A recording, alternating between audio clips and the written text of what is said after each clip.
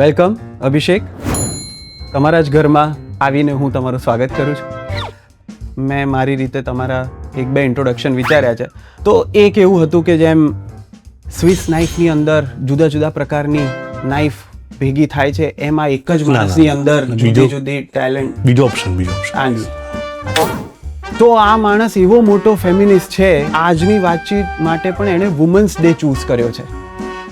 હજી બીજો ઓપ્શન ખરો કોઈ આનાથી સારો, એટલે બેટર? તો આપણે શું શું નથી વાત કરવાની. તો મારી પાસે જે સવાલો છે એમાંથી અત્યારે જ કંઈ કાઢી નાખવાનું હોય તો મને ખબર પડે. રિલિજિયસ વાતો કરવાની નહીં કરવાની. પોલિટિકલ કરી શકીએ? ના, એ મારે નથી કરવી. એટલે સોશિયલ ઇશ્યુઝની તો કરી જ શકીશું આઈ થિંક. ઓબ્વિયસલી, ચલો કરીએ. એ બેટર. તો હું ઘરે જતો રહું ને, કારણ કે એ તો તમે જ કરશો, તો હું શું કરીશ એમાં. આજની વાતચીત આપણી એ ઇન્ટ્રોડક્શન ઓફ અભિષેક એવી રીતે અપ્રોચ કરી શકીએ? કરીએ. અને લગભગ બને એટલું નો ફિલ્ટર મારા તરફથી સવાલો તો હશે, તમારા તરફથી જવાબમાં પણ જો એવું થઈ શકે તો સારું. બાકી એડિટમાં જોઈ લેજો.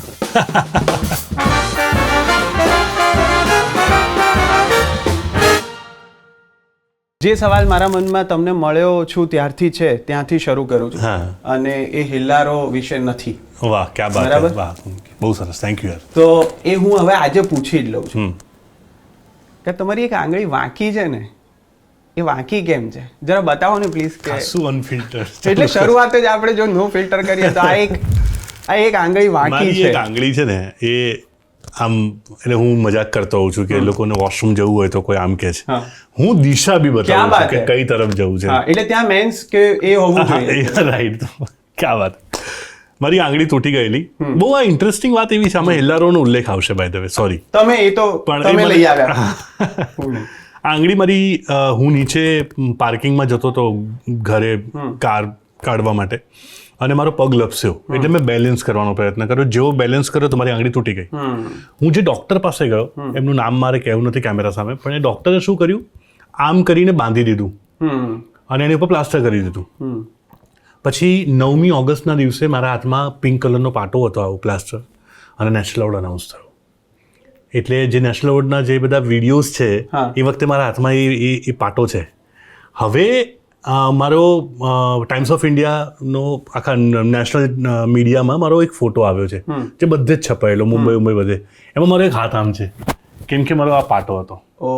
અને પછી મેં ડૉક્ટરને કહ્યું, ફોન કર્યો તો ડૉક્ટર તો અમેરિકા ગયા છે. તો મેં બીજા ડૉક્ટરને બતાવ્યું, મેં કીધું આ મારે કાઢવો પડશે, કેમ કે હવે મારે બહુ જ બધી ટૂર શરૂ થવાની છે એમ. તો કાઢી દીધો પાટો, અને પછી આમ રહી ગયો. પછી ડૉક્ટર પાસે ગયો તો ડૉક્ટર સરસ જવાબ આપ્યો કે તમે પાટો કાઢી નાખ્યો એટલે આવું થયું છે. તો જબ ઘી સીધી ઉંગલી સે ના નિકલે તો લોગ અભિષેક કો બુલાતે હૈ.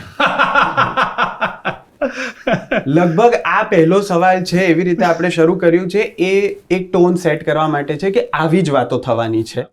તો હવે આપણે ઓળખવા માટેની આજે વાત કરવી છે. તો મને એવું છે કે આપણે શરૂઆત જો કરીએ અને નાનપણની વાત કરીએ તો લગભગ પહેલો જ સવાલ એવો થાય કે તમે, એટલે સિંગલ ચાઇલ્ડ, તમારા નાનપણ વિશે વાત કરવી હોય તો? અમે 4 ભાઈ બહેન છીએ. મારી 2 બહેનો મોટી, પછી મારો ભાઈ 3જા નંબરનો અને ચોથો. તમે સૌથી નાના છો? સૌથી નાનો છું. ઓ અચ્છા, એટલે તમે સિંગલ ચાઇલ્ડ વાળી લાઈફ નથી, ઉપરથી લગભગ શેરિંગ ઇન્ટુ 4. હા, શેરિંગ ઇન્ટુ 4. અને સૌથી વધારે લાડ, કેમ કે તમે સૌથી નાના હો, તમારા મોટા ભાઈ બહેન બી તમને બહુ પ્રેમ કરે, મમ્મી પપ્પા પણ બહુ કરે. એટલે એ રીતે બહુ જ આમ it's a happy childhood story. એટલે તમારી ફિલ્મોમાં જે ઓપરેશનની ને એવી વાતો આવે છે, એનો કોઈ રૂટ કોઝ તમારા બાળપણમાંથી નીકળ્યો હોય અને એવું કંઈ છે ક્યારે નથી. અરે રે, મને તો એવું હતું કે આમાંથી તો કંઈક અલગ આખી દિશા હશે વાતોની ને એની. આપણે તો વાયલિન બેકગ્રાઉન્ડ. અરે, સો all happy memories of childhood. એવું જે આપણે ત્યાં કહેવાતું હોય છે કે જે આર્ટની તરફ કરિયર બનાવવા જતા હોય, જે પણ છોકરાઓ, એમને સૌથી મોટું રેઝિસ્ટન્સ એ પેરેન્ટ્સ તરફથી નેચરલી આવે કે ભણીને બેટા કંઈક પહેલા કામ કર, કંઈક ઓળખાણ બનાવ, કંઈક કમાઈ લે, પછી આ તો બધું કેવું છે, ચાલ્યું તો ચાલ્યું, ના ચાલ્યું તો, ચિંતાથી જ કહેતા હોય છે. એટલે હું એને બિલકુલ ખોટી રીતે નથી મૂકી રહ્યો, પણ એ મારે તમને એટલે પણ પૂછવું છે કારણ કે તમારી પણ જર્ની એવી રહી છે કે જેમાં નાટકો, ફિલ્મો એ કદાચ જીવનના બહુ ઇનિશિયલ સમયથી જ આવી ગયું હશે. તો ઘરમાં કોઈને એવું થયું હતું કે આ સમજાયું ના હોય કેવું? બહુ જ ઇન્ટરેસ્ટિંગ વાત એવી છે કે જ્યારે મેં 3 ઇડિયટ જોયું ને ત્યારે મને વિષયની રીતે સ્પર્શ્યું જ નહોતું. કેમ કે 12 સાયન્સ કર્યા પછી મારા પપ્પાએ મને એવું કીધેલું કે કાં તો તું નાટકમાં ગ્રેજ્યુએશન કર, કાં તો BA વિથ ઇંગ્લિશ લિટરેચર કર HK માંથી, કેમ કે ત્યાં સૌમ્ય જોશી છે ને ત્યાં થિયેટર કર. નોર્મલ મા બાપ કરતા ઊંધું. હું ભણવામાં બહુ જ હોશિયાર હતો, એટલે મને એવી ખબર હતી કે હું જ્યાં સુધી ભણાય ત્યાં સુધી સાયન્સ ભણીશ, પણ મારા પપ્પાએ મને આવી સલાહ આપેલી. તોય મેં BSc કર્યું. હું BSc મેથેમેટિક્સ છું, દેખાવે નહીં લાગતો, પણ એ મારું બેકગ્રાઉન્ડ છે. પણ આનાથી પણ એક બહુ જ ઇન્ટરેસ્ટિંગ વાત મિતા એવી છે કે બહુ બધા બાપ દીકરાઓને બાળકોને બહુ જ બધું આપતા હોય છે. તુષારભાઈએ બહુ જ બધું જાણે અજાણે કેટલી વસ્તુઓ આપી હશે. મારા પપ્પાએ મને 5 વર્ષની ઉંમરે જ્યારે હું હતો ત્યારે મને એક નાટક જોવા લઈ ગયા હતા ને મને લઈ ગયા કલાકારોને મળવા માટે, ને પછી એમણે મને સ્ટેજ પર ઊભા રહીને, મને બરાબર યાદ છે કે ટાઉન હોલમાં એમણે મને બધું શીખવાડેલું કે વિંગ કોને કહેવાય, એપ્રન કોને કહેવાય, લાઇટો ક્યાં લાગે, એક્ટર ક્યાં તૈયાર થાય, 5 વર્ષની ઉંમરે. તો પપ્પાનો નાટકનો જે ગજબ લગાવ હતો, એ લગાવ મારામાં કદાચ ક્યાંક આવી જ ગયેલો, DNAમાં જ હશે, પણ એમણે એને નર્ચર કર્યો. અને એમણે સતત, મને યાદ છે કે હું 5-6 વર્ષની મેમરી બધી જ છે, ત્યાંથી લઈને 18-19 વર્ષ સુધી, જ્યાં સુધી મેં થિયેટર કરવાનું શરૂ કર્યું સૌમ્ય જોશી સાથે, ત્યાં સુધી મેં બહુ જ નાટકો જોયા છે. એટલે ગુજરાતી રંગભૂમિના કાઇન્ડ ઓફ ગોલ્ડન એરાના જે સુંદર નાટકો છે બધા જ મેં જોયા છે. એટલે મારું એ લર્નિંગ બહુ અદ્ભુત રહ્યું છે.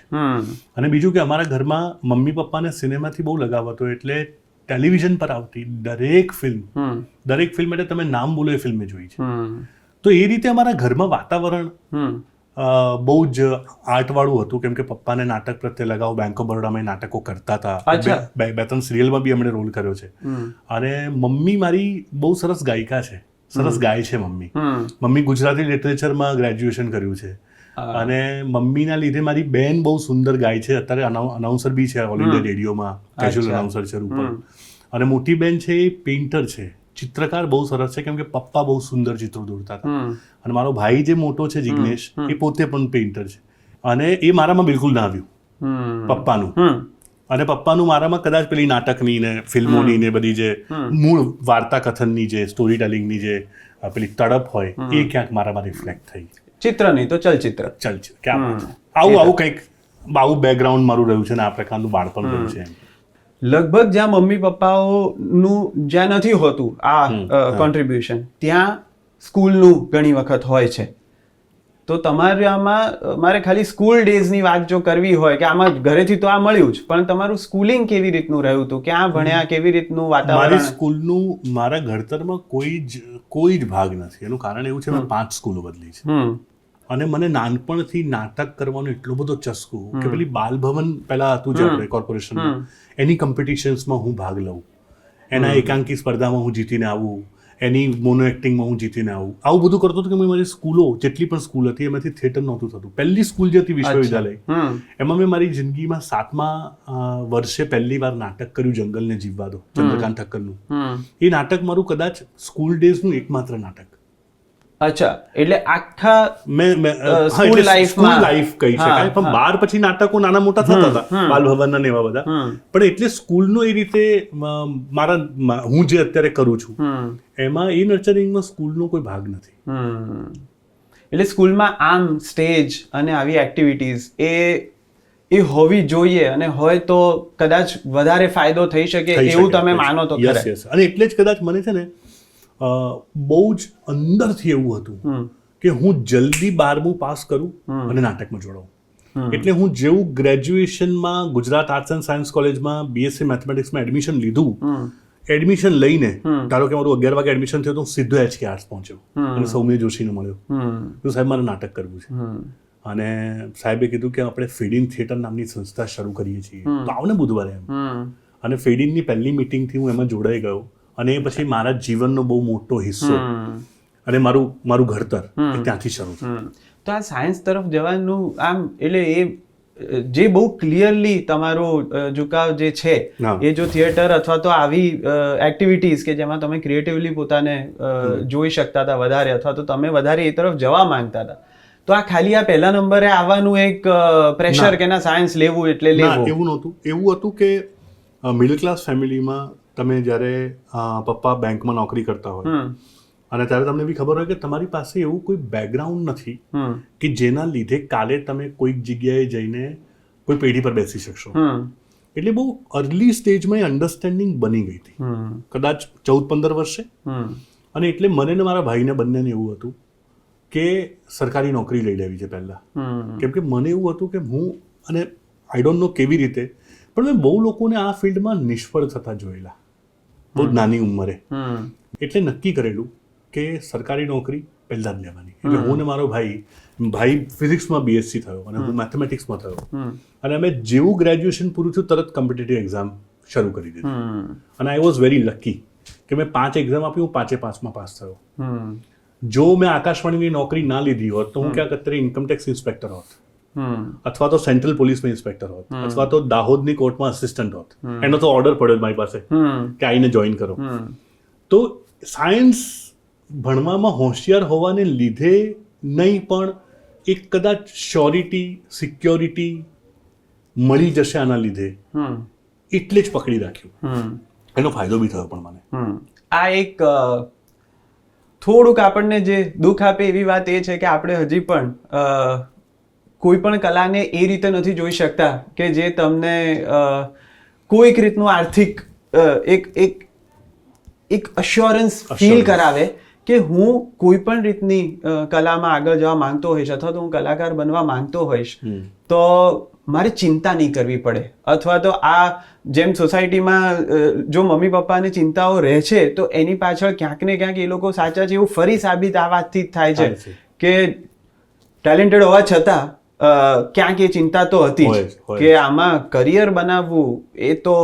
અને થિયેટરમાં તો વધારે મોટી સ્ટ્રગલ છે. કદાચ ફિલ્મો હવે આપણે જે ફેઝમાં છીએ, ગુજરાતી ફિલ્મોનો પણ એક સારો સમય ચાલી રહ્યો છે, એટલે પણ થિયેટર માટે તો કદાચ એ ચેલેન્જ પૈસાની રીતે તો હશે જ એવું હું માનું છું કે એમાં જે લોકો આજે પણ કામ કરે છે એ લોકો કદાચ તમારે વધારે એમને સન્માન એટલે આપવું પડે, કારણ કે એમની પાસે ગુમાવવા માટે કદાચ વધારે છે અને મેળવવા માટે ઓછું છે. એવું ખરું?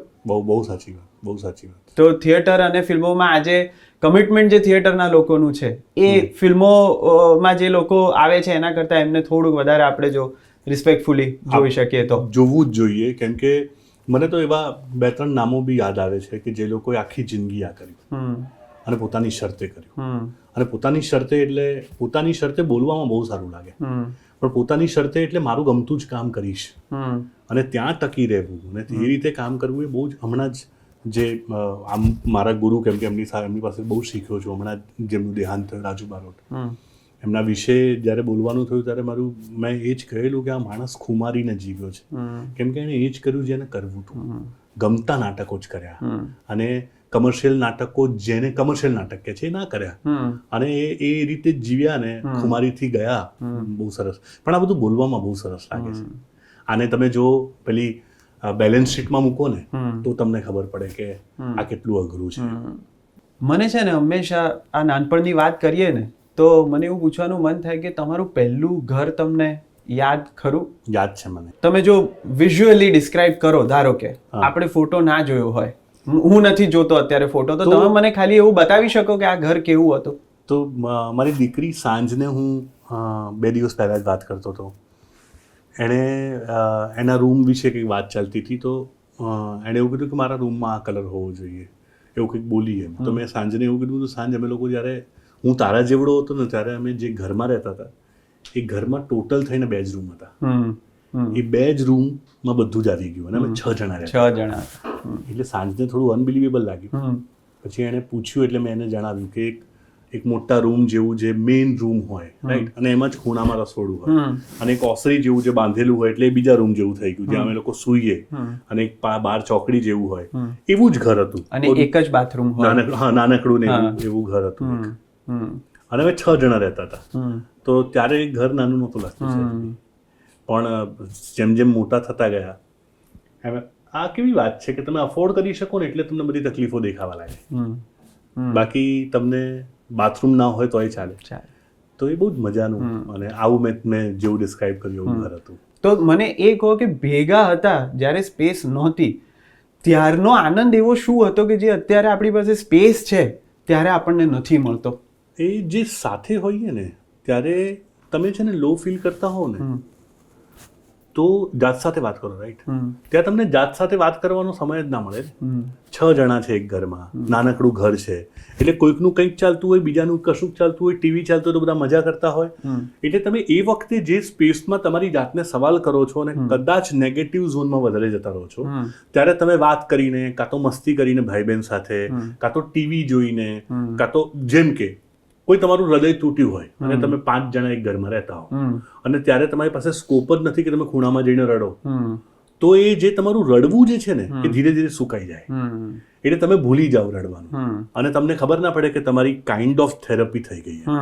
તો એ જે પહેલાના જે નાનકડા અને નજીક રહેવાવાળા ઘરો છે ને એમાં ડિપ્રેશનની ઘટના બહુ જ ઓછી એટલા માટે થતી હતી કેમ કે એવેન્યુઝ એવા હતા કે જેના લીધે તમે ધીરે ધીરે ધીરે ધીરે જે ડિપ્રેશનમાં થેરપી જે કરે છે એ કામ નોર્મલી ઘરમાં જ થઈ જતું હતું. એટલે લગભગ તમે ઘરમાં હો તો કંઈ છુપાવી શકો નહીં. એવું છુપાવવા જેવી જગ્યા ના હોય, જગ્યા જ નથી. એટલે તો મારે ખાસ પૂછવું છે કે એવું કંઈ ખરું કે જે ક્યારેક મમ્મી પપ્પાથી છુપાવ્યું હોય સક્સેસફુલી આવા સિચ્યુએશનમાં પણ? ના ના ના, એવું તો એવું યાદ નથી આવતું. એટલે બધું ખબર જ હોય ઘરે? 15-16 વર્ષની ઉંમર પછી કશું હશે કે કંઈક છુપાવ્યું હોય કે ના કહ્યું હોય. ખાસ તો તેજલના પ્રેમમાં પડ્યો પછી હું બહુ છુપાવતો હતો કે એમને ઘરે ખબર ના પડી જાય. એ આખું હવે આપણે આવીશું એ ચેપ્ટર ઉપર, પણ તો હવે ત્યાંથી જ શરૂ કરીએ. જો આપણે હવે એમનું નામ લઈ જ લીધું છે તો એ પ્રેમમાં પડવાની ઉંમર શું હતી? હું 19 નો, તેજલ 20 ની. તેજલ મારાથી 1 વર્ષ 1 મહિનો ને 1 દિવસ મોટી છે. ઓકે. અને સૌમ્ય જોશીના નાટકમાં ફીડિંગ થિયેટરમાં હું ગયો અને એ પહેલા તો સૌમ્ય જોશીએ તો સુંદર નાટકો HK આર્ટ્સમાં ઇન્ટર કોલેજમાં કરેલા, એટલે એમનું 40-50 વિદ્યાર્થીઓનું ગ્રુપ ઓલરેડી રેડી હતું કે જે લોકોએ એમની સાથે મારે એમને ગમવું છે, તું તારા મહાત અને ધારો કે તમે મંજી છો નાટકો કરેલા, એમાં તેજલ, આલોક ગાગડેકર ના બધા લોકો ઓલરેડી હતા અને અમે નવા. અને તેજલ સાથેની મિત્રતા 6-1 મહિનાની થઈને પછી બધા લોકો અમને એવું કહેવા લાગ્યા કે તમારે લોકોએ પરણી જવું જોઈએ, કાં તો વિચારવું જોઈએ. તો એ ક્યારે પ્રપોઝ જેવું તો કશું થયું નહોતું. ક્યારે અમે મળ્યા અને ક્યારે અમને એવું લાગ્યું કે આપણે બંને સાથે રહેવું જોઈએ એ નથી યાદ આવતું. પણ એક મજાની વાત એવી છે કે જે મિત્રતા હતી, જે કોર હતો અમારો, જે બોન્ડ હતો, એ આજે પણ એનો એ જ છે. એટલે આજે પણ હું ને તેજલ અહીંયા જ રોજ સવારે બેઠા બેઠા 1.5-2 કલાક વાતો કરીએ છીએ ડેઈલી.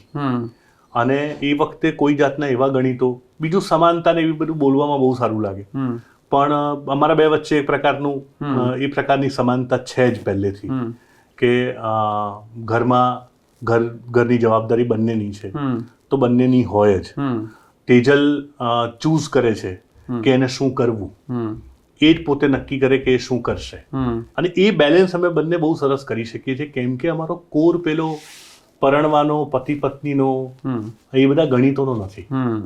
એટલે એ જ્યારથી મળ્યા ત્યારથી લઈને અત્યાર સુધી એવો એ કોઈ ગ્રાફ નથી, આમ જ છે ગ્રાફ, સીધો જ છે, સતત રહ્યું.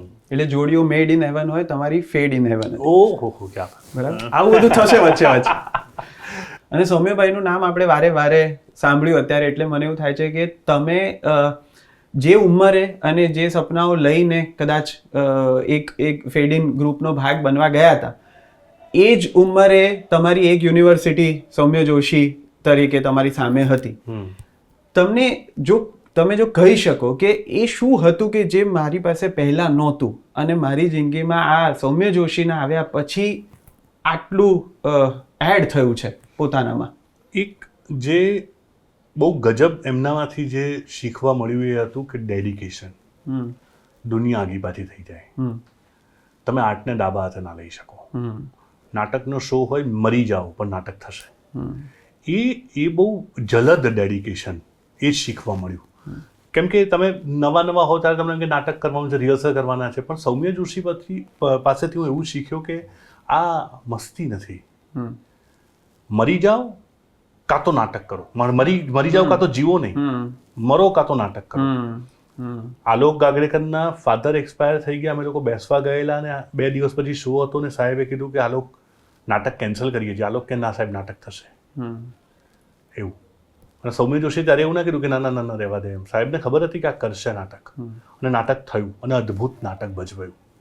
એ બહુ ગ્રેટ શો કરેલો આલોક ગાગડેકરે. ધારો કે તમે મંજીશો નામનું નાટક, તેના માટે બેસ્ટ એક્ટરનું 1લા નંબરનું ઇનામ મળેલું ઇન્ટર કોલેજ કોમ્પિટિશનમાં. સૌમ્ય જોશી પાસેથી હું એ શીખ્યો. બીજું એ શીખ્યો કે સાહેબ છે ને બહુ જ પોતાના કામને લઈને બહુ જ વફાદાર છે, બહુ જ વફાદાર છે એમ. રિહર્સલ કાલે નહીં હોય તો ચાલશે, આજે આપણે આમ કરીએ તો કાલે આવું કરી નાખીશું, આજે આ શો નથી કરવો, પેલા શોને આમ કહી દઈએ, એવું ક્યારેય નહીં. એ મેં બહુ રેરલી લોકોમાં જોયું છે કે મારો જે કમ્ફર્ટ છે એ પહેલાં, પછી બીજું બધું થતું રહેશે. એ તમને સૌમ્ય જોશીમાં ક્યારેય ના જોવા મળે. એમને 102 તાવ હતો ત્યારે બી અમારા નાટકનો શો થયેલો. એટલા બધા તાવમાં ધગધગતા હતા તો એમણે નાટકનો શો તો કર્યો છે. એ તો 102 નોટ આઉટ જ રહેશે. હા, હવે એમની સાથેની વાતને હું થોડીક આગળ એટલે લઈ જાઉં કે એક ઇક્વેશન બહુ જુદી રીતે શરૂ થયું કે જેમાં એક ક્લિયરલી મેન્ટોરની જગ્યાએ છે અને તમે સ્ટુડન્ટની જગ્યાએ છો. ત્યાંથી શરૂ કરીને હવે આપણે જો હેલારોના સેટ ઉપર એ રીતે જઈએ કે જેમાં તમે પ્રોડ્યુસર, રાઇટર, પ્રોડ્યુસર, ડિરેક્ટર વાળા રોલમાં છો અને એ ડાયલોગ રાઇટિંગ અને લિરિસિસ્ટ તરીકે જોડાય છે. એટલે આ એક બહુ જુદું ઇક્વેશન છે કે જેમાં એક માણસે જેમણે તમારી પાસેથી કામ કઢાવ્યું હતું એનું હવે તમારે એની પાસેથી કામ કઢાવવાનું છે એવું ઇક્વેશન જો ચેન્જ થાય તો એ કેવી રીતે નેવિગેટ કરવું અને કેવી રીતે તમે એમની સાથે કામ કર્યું એનો અનુભવ એવો કેવો રહ્યો? મને છે ને મારા પપ્પા અને મારા કેટલાક ગુરુઓથી એવું શીખવા મળેલું. ગુરુઓમાં બહુ બધા લોકો છે, સૌમ્ય જોશી, રાજુ બારોટ, હિરેન ગાંધી, શ્રીકાંત બિલગી, કે તમે ક્યારેય મોટા નથી થતા. એ લોકો સામે તો નથી જ થતા જેની સામે તમે નાના છો. એટલે જ્યારે સૌમ્ય જોશીને પ્રોડ્યુસર, ડિરેક્ટર અને રાઇટર તરીકે હું એમને ડાયલોગ લખવા કે ગીતો લખવા માટે કહું છું ત્યારે મારો એટીટ્યુડ કે મારી ભાષા કે મારું કમ્યુનિકેશન ચેન્જ નથી થતું. એ સાહેબ જ છે. અને સાહેબ તમે આ લખશો, તમને ફાવશે, આ આમ કરીએ, એ જ કમ્યુનિકેશન અમારું હંમેશા રહ્યું. પણ મજાની વાત હવે શરૂ થાય છે. વાત એવી છે કે સાહેબ બહુ જ મૂડી માણસ છે અને સાહેબ પાસેથી કામ કઢાવવું એટલે બહુ જ મજાનું અઘરું કામ હોય છે. મજાનું અઘરું કામ છે. અને સાહેબ સાથે તો બહુ બધા અલગ અલગ કિસ્સાઓ છે. સાહેબને હું ફોન કરું કે સાહેબ પેલું ડાયલોગનું શું છે? સાહેબ કે એવું બોલ, બસ બસ બસ બસ હવે કંઈ ના બોલતા તમે. મેં કીધું 2 સેકન્ડનો પોઝ લીધો, પતી ગઈ વાર્તા. એટલે બહુ જ હસે. અને સાહેબ મને એવું લાગે છે કે માણસ છે ને હંમેશા મેજિક શોધતો હોય છે. એવું નથી કે લખતા નથી, એવું નથી કે તમને ટાઈમ પર નથી આપતા, પણ એ માણસને મેજિકની વ્યાખ્યા ગજબ સમજાય છે. એ ત્યારે જ તમને આપશે જ્યારે એને એવું લાગશે કે આ મેજિકલ છે ને આ મારું છે અને આ હવે આ ગ્રેટ છે એમ. એટલે ગીતો જ્યારે લખાતા હતા ત્યારે, પછી ડાયલોગ જ્યારે લખાતા હતા ત્યારે એ કરતા કરતા કરતા કરતા મને એવું સમજાયું, કેમ કે પહેલી વાર ને આમ તો સાહેબ લખે, સાહેબ છે ને સીન લઈને આવે ને ત્યારે અમે લોકો હસીએ ને રડીએ. સાહેબ સીન વાંચે ને ત્યારે તમને એવું થાય કે ઓહો હો, આ મિલો વેચીને કુબેર થયેલા માદર ભગત શેઠિયાઓને ઊંઘવું પૂછાય, તમે છે ને ઊંઘો છો. આ લખનારો માણસ ખંજર ઘૂસી ગયું ને એણે કહ્યું કે હાશ 10 દિવસની દળમજલની બાદ પેટમાં સાલું કહી તો ગયું. આ ડાયલોગ મારી સામે લખ્યો છે એમણે બેઠા બેઠા. અને કેટલાક ડાયલોગ એવા છે, કેટલાક સીન એવા છે કે જે સૌમ્ય જોશી બોલે ને હું લખું. અમે લોકો, હું બાઇક ચલાવું, એમને પાછળ બેઠા છે અને 4 રસ્તા પર મને કે ઊભી રાખ, એક માટે ઊભી રાખ. પછી કંઈક શોધ્યું, કંઈ મળ્યું નહીં. મને કે યાદ રાખ જ્યાં સુધી આ હાથ પાડે વાળું વાળી રાત ભાઈ, ત્યાં સુધી તો જીતવાની હાશ છે હજુ એ હાશ છે. આવું બોલી ગયા. હું ધંધે લાગી ગયો, કેમ કે અમે 2 વાગે આ કરતા હતા અને રિહર્સલ સાંજે 6 વાગ્યા હતા. પછી સાંજે ઢોલ લઈને મને કે શું હતું પેલું એવું. તો એ આ પ્રકારનો માણસ જેને આપણી સામે મેજિક સર્જ્યા હોય એને તમારે એવું કહેવાનું કે સાહેબ આવું કરો. અને એટલે જ પહેલું ગીત મેં એમને એવું કહ્યું કે પેલું ડુંગરે રે ડુંગરે કાદુ તારા ડાયરા જેવું ગીત પુરુષો એવું કહેતા હોય જાણે કે અમે જ અમે છીએ, એવું ગીત જોઈએ છે. આવ્યા સાહેબ અને સાહેબે એવું જાણે એમના બોડી લેંગ્વેજમાં નહોતું પણ મને એવું સંભળાઈ ગયું કે હું તારો સાહેબ છું ભાઈ. એણે કીધું અભિષેક ગીત બહાર નથી, ગીત અંદર છે. એટલે બધું એટલે કે 12 પુરુષો જે કરે છે ને એમાં ગીત નથી, ગીત અંદર છે. ને ગીત શું છે ખબર છે? હાલરડું છે. અને ટેરરનું હાલરડું છે. સાંભળ, તારી નદીઓ પાછી વારજે, તારી વીજળી ભૂસી નાખજે, તારા પગના ઝાંઝર રોકજે, તારી કેડીએ બાવળ રોપજે, ને માવડી પાસે માંગજે ખાલી રાત, સપના વિનાની આખી રાત. મારા રૂવાડા ઊભા થઈ ગયા અને હું આવા ટેબલ પર ઊભો થયો અને મેં સ્ટેન્ડિંગ હજી મને યાદ છે. પ્રતિક, હું અને સાહેબ હતા અને મને ટેબલ પણ યાદ છે, જે અમારી જૂની ઓફિસનું પ્રતિક જ્યાં બેસતો હતો એ ટેબલ પર ઊભો થઈ ગયો. મેં સ્ટેન્ડિંગ ઓવેશન આપ્યું. સાહેબ, હું જે વિચારું છું, મેં લખેલી ફિલ્મ, મેં વિઝ્યુઅલાઇઝ કરેલું ગીત, એ માણસ એને કઈ જગ્યાએ લઈ ગયો. અને હું જ્યારે મેં હેલ્લારો પછી બહુ ઓછી વાર જોઈ, પણ જ્યારે હું હેલ્લારો જોઉં કાં તો હેલ્લારોની વાત સાંભળું ને, ત્યારે આ વાત તો બધા જ કરે છે કે પેલું ગીત યાર. અને મેજિક સૌમ્ય જોશીનું છે. એ મેં લખાવડાવ્યું નથી એમની પાસે, મારી હેસિયત નથી કે હું સૌમ્ય જોશી પાસે ગીત લખાવડાવું. એ લખીને લાવ્યા છે. અને એવું ડાયલોગોનું, આમ કરીને બેઠા બેઠા એક કોઈ ચોપડામાં ડાયલોગ લખે છે સાહેબ, એ તમે વાંચી ના શકો. અને ક્યાંક એકવાર આયા ને મને કે અરે યાર લોચો થઈ ગયો. બીજું શું થયું કે ચોપડો સર શું લખેલું? ખાસું લખ્યું હતું. સાહેબ આવું ના કરો, આપણી પિક્ચર બની નથી હજી. એમ કે યાર ક્યાંક આના પહેલા બી એક રહી ગયો હતો. મેં કીધું સર ક્યાંય ફર્યા કરે છે ચોપડા. અને ચોપડામાં એમને તમે વાંચો ને તો આ શું લખ્યું છે, આમ લઈને બેસે અને પછી વાંચવાનું ચાલુ કરે કે કોકના શરીરમાં માવડી હશે ને આવશે ને કહી દેશે તો માવડી આવે નહીં, માવડી હોય, આવું આપણી સામે વાંચે. પછી આપણે શું કહીએ કે સર એસા કરો, એસા કરો, એવું કહેવાય જ નહીં એમાં. અને હું એ દિવસે સમજ્યો કે ડાયલોગ રાઇટર કોણ. ડાયલોગ રાઇટર એટલે એ માણસ નહીં કે જે તમે સ્ક્રીન પ્લે આપ્યો છે એને આપ્યો અને એણે અંદર લખવાનું શરૂ કર્યું. ના, એણે સ્ક્રીન પ્લેમાંથી શું કાઢ્યું છે? ખારા પવનના સુસવાટા ને મૂંગા ભૂંગાના સન્નાટા. ના કોઈ હેતનો હાથ, ના કોઈ માયાળું નજર, એટલે માણસ છીએ માણસ. આ કાઢ્યું છે ને સ્ક્રીન પ્લેમાંથી. એણે મંજરીનો જે પાવર છે, મંજરી જે સત્ય લઈને આવી છે, જીવીને આવી છે, એ મંજરી કઈ જગ્યાએ ક્યાં મૂકે છે, એ મેજિક છે સૌમ્ય. અને પેલો ઢોલી, એના ડાયલોગ જ નથી ફિલ્મમાં. અને દર વખતે કહેતા હતા કે બહુ બધા સાયલેન્સીસ છે, ધ્યાન રાખજે શૂટ કરવામાં. ડાયલોગ નહીં લખવાની એક કળા છે, ડાયલોગ લખવાની, એવું કહે હંમેશા સાહેબ. અને જે માણસ માટે આટલો રિગાર્ડ તમને ક્લિયરલી છે, એ ખબર પડે છે, ને એનું કામ આટલું અદ્ભુત જે માણસ કામ કરે છે, એમાં પણ ક્યારેક તો એવું થયું જ હશે ને કે લખાયેલું, અદ્ભુત લખાયેલું, પણ આ ફિલ્મમાં હું નહીં વાપરી શકું, અથવા તો વાપર્યા પછી પણ કદાચ જીવ કપાઈ જાય પણ એ લાઈન કાપવી પડી હોય, એવું કંઈક થયું હોય એવું ખરું? એ મારા જીવનના સૌથી મોટા રિગ્રેટ્સમાંનો એક રિગ્રેટ છે. સૌમ્ય જોશીના લખાણમાં છે ને નબળું કાપી નાખવા વાળી વાત જ ના આવે ને, કેમ કે નબળું જ ના હોય, પણ સબળું કાપી નાખવાની 3 ઘટનાઓ થઈ. સૌથી પહેલું એવું છે કે ફિલ્મ શરૂ થાય છે, એક ભાઈ એની વાઈફને કહે છે કે તમારા ગરબા ના કરાય, ને બહાર જાય છે અને પેલો ઢોલી નથી આવે ને ઢોલી આવે છે અને ગરબા થાય છે, અને અંદર તમને સંભળાય છે તારી નદીઓ પાછી વાળજે. એના પછી તરત જ સ્ત્રીઓ પાણી ભરવા જાય છે સવારે. ત્યાં સાહેબને મેં કહ્યું કે સાહેબ મારે અહીંયા કંઈક નાનકડું 2 લાઈનનું કંઈક જોઈએ છે. એમણે લખ્યું પણ હતું, પણ એ પછી ફાઇનલ ફિલ્મમાં એવું લાગ્યું કે આટલું મોટું ગીત, મેહુલ સુરતીને એવું લાગ્યું કે આટલું મોટું ગીત આવ્યા પછી હવે શબ્દો ના હોવા જોઈએ, હવે થોડો સ્ટે આપો, હવે સહેજ લોકોને સહેજ વિચારવા માટે અથવા તો જગ્યા આપો. અને એ લાઈન એવી છે, પાણી ભરવા જતી સ્ત્રીઓ, એટલે ખાલી એટલે મને ગમતી આ સવાર, એટલે ખાલી એટલે મને ગમતી આ સવાર, એક પાણીનું બેડલું ચાલે ઊંચકી મારો ભાર. વાહ વાહ. અને બીજી જે લાઈન ફિલ્મમાંથી ગઈ એ એટલે ગઈ કેમ કે 2 બાઈઓ છે, એક પોતાની સ્ત્રીને, પોતાની દીકરીને અંદર લે છે અને એ દરવાજો બંધ કરે પહેલાં, કેમ કે સ્ત્રી પોતે જ અંદરથી દરવાજો બંધ કરે છે, મેટાફર હતો, બારીમાંથી એક સ્ત્રી જાણે બાળક રમકડું જોતું હોય, ગરીબનું બાળક, એવી રીતે જોઈ રહી છે ગરબા સામે. અને 2 સ્ત્રીઓ એકબીજા સામે જોવે છે, તેજલ અને તર્જની, અને બંનેની આંખમાં જે એ લોકો મિલાવે છે ત્યારે એક સંવાદ થાય છે કે કેવું નહીં આપણે ગરબા ના કરી શકીએ, આટલું જ ખાલી. અને તેજલ એક ડુસકું ગળી જઈને દરવાજો બંધ કરે છે. મને ત્યાં એવું લાગ્યું કે આ પરફોર્મન્સને સપોર્ટ કરવા માટે શબ્દો ના હોવા જોઈએ.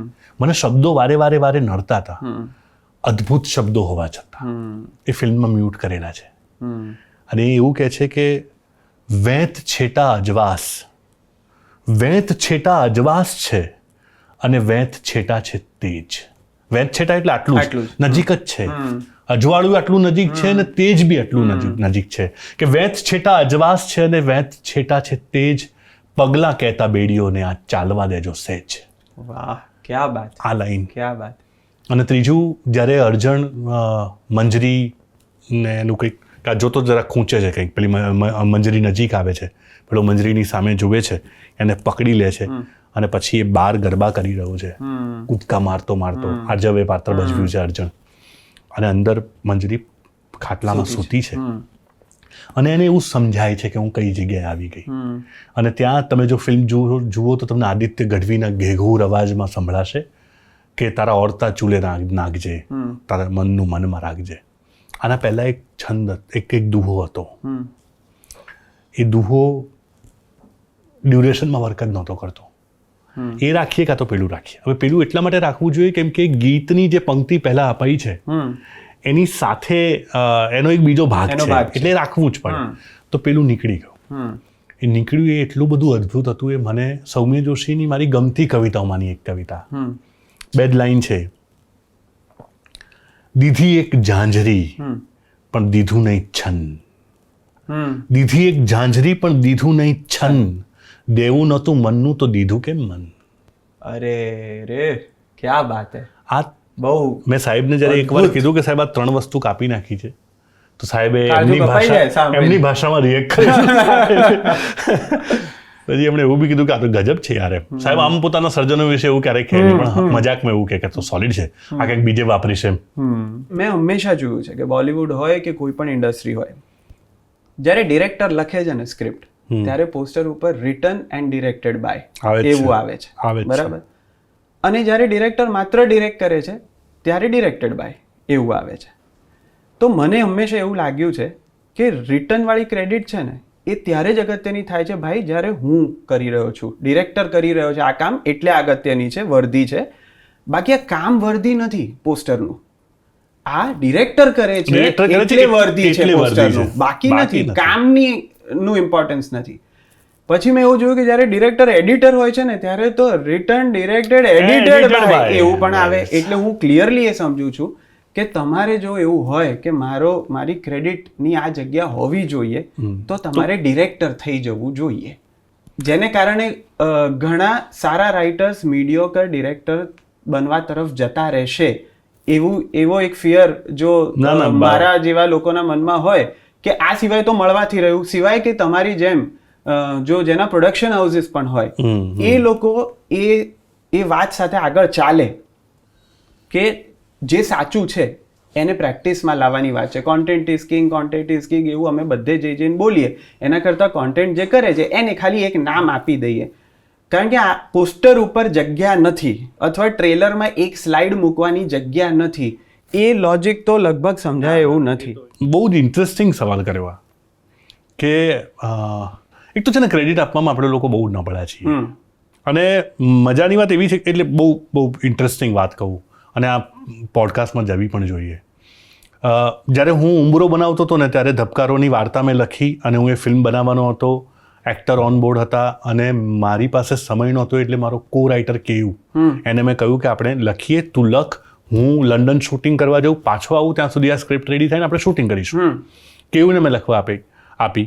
વાર્તા મારી જ હતી. સ્ક્રીન પ્લે બેસીને મેં એને કેયુએ આખો નક્કી કર્યો કે આમ હોવું જોઈએ અને બધું થઈ ગયું ફાઇનલ.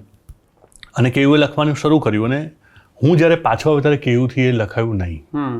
એના પર્સનલ કારણો હતા, એ ના લખી શક્યો. અને પછી મેં મારા હાથમાં લીધું. અને જ્યારે મેં મારા હાથમાં લીધું ને મેં ફિલ્મ પૂરી કરી લખીને, તો આજે એ ફિલ્મમાં એડિશનલ સ્ક્રીન પ્લેની ક્રેડિટ કેયુની છે. આખી વાર્તા, આખી ફિલ્મ મારી લખેલી હોવા છતાં કેયુના ઇનપુટ્સ તો હતા. કેયુ હતો તો ખરો, હું એને સીધો જ એકદમ ફિલ્મમાંથી કાઢી મૂકું એવું તો ના ચાલે ને, રાઈટ? તો હું તો એ સમજુ છું કેમ કે મને એવી ખબર છે ક્રિએટિવિટી એ બહુ જ મોંઘી જણસ છે, એ એમને એમ નથી નીપજતી. પણ હમણાં જે વાત થઈ એ વાત મને બહુ વાગી ગઈ કે એટલી જગ્યા નથી કે તમે રાઇટરનું નામ આપો. લખે જ છે, આખું ફાઉન્ડેશન એ કરે છે, જેના લખવા પરથી તમે ફિલ્મ બનાવો છો એનું નામ જ નથી ક્યાંય. તો એ મને તો પર્સનલી એવું લાગે છે કે એવું ના જ હોવું જોઈએ. લીડિંગ પ્રોડક્શન હાઉસીસ જે પણ છે બોલિવૂડના, એમાંથી અમુક લોકોએ એ પ્રેક્ટિસ શરૂ પણ કરી કે આપણે રાઇટરનું નામ પોસ્ટર ઉપર નાખીશું હવે, કારણ કે હવે આપણે એ પગલું લેવું પડશે. મને એવું લાગે છે કે જો ટોપ 5 પ્રોડક્શન હાઉસીસ જે પણ ઇન્ડસ્ટ્રીના હોય એ પ્રેક્ટિસ કરે ને તો બીજા બધા કરશે. બહુ સબ્જેક્ટિવ એટલા માટે છે, પ્રોડ્યુસરે પૈસા રોક્યા હોય કાં તો પ્રોડ્યુસર અમારા જેવા હોય કે જે ફિલ્મ બનાવે છે, જે લોકો ઇન્વેસ્ટરના પૈસા લઈને how to make a film જેને ખબર છે એ પ્રોડ્યુસર્સ, રાઈટ, અથવા તો જેના પૈસા છે, ફાઇનાન્સર. આ બંને પ્રકારના લોકોના નામ તો હોવા જ જોઈએ, કેમ કે એ લોકો પિક્ચર બનાવે. They are film makers, they are Karan Johars, they are Yash Chopras, they are Aditya Chopras, એટલે એમના નામ હોવા જોઈએ. ડિરેક્ટર એટલા માટે કેમ કે ડિરેક્ટ કરી છે. એબ્સોલ્યુટલી. રાઇટર તો જ જો એનું નામ મોટું હોય. આ એક લોજિક છે પાછું, કે એના નામે પિક્ચર વેચાવાની છે. આ એક લોજિક હોય છે, પણ આ જે સવાલ છે એ બહુ જ પેચીદો છે. એનો જવાબ હું મારા પક્ષે એવું આપી શકું કે ટ્રેલરમાં અને પોસ્ટરમાં જેણે લખ્યું છે એનું નામ હોવું જ જોઈએ. અને આ બહુ સરસ વાત છે, અને આ વાત લોકો સુધી પણ પહોંચવી જોઈએ કે કેમ નથી હોતું. અને જો નથી લખાતી સારી તો પછી ગાળ તો રાઇટરને જ પડે છે. ના પડવી જોઈએ.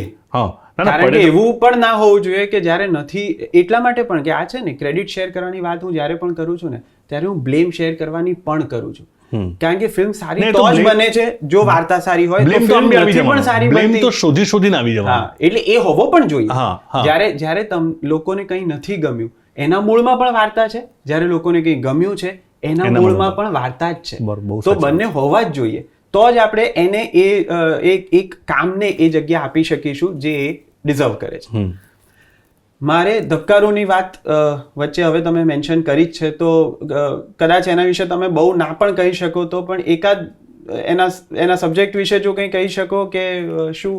મને છે ને ઉમરોના ઇન્ટરવ્યુઝમાં બહુ બધા લોકોએ પૂછ્યું કે દર વખતે સ્ત્રીઓની વાર્તા, હું દર વખતે એવું કહેતો હતો કે 2 જ ફિલ્મો થઈ છે હજી, અને સ્ત્રીઓ વિશેની વાત બહુ જ આંતરિક વાત અને લોકોને સમજાઈને લોકોને સ્પર્શે એવી વાત.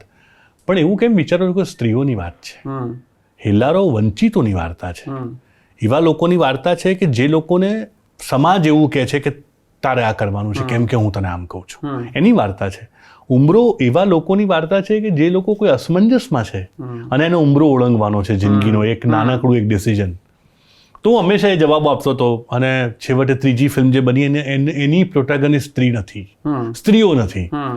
આજે ફિલ્મ છે એક એવા માણસ વિશેની ફિલ્મ છે કે જે જિંદગીને એવા પડાવે પહોંચી ગયો છે જ્યાં તમારું શરીર, તમારું મન બધું થાકે, તમારો પાવર બી ઓછો થઈ જાય.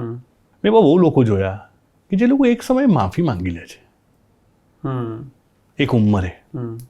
અને આ જે 3 વસ્તુ કહ્યું એ જ, કાં તો મનથી થાક્યો હોય, કાં તો શરીરથી થાક્યો હોય, કાં તો પૈસાથી થાક્યો હોય, ત્યારે ભાઈઓને બોલાવી લે, બહેનોને બોલાવીને માફી માંગી લે, पार्टनर ने कहा कि यार मैंने गलत किया था, मुझसे ये हो गया, माफ़ी चाहिए.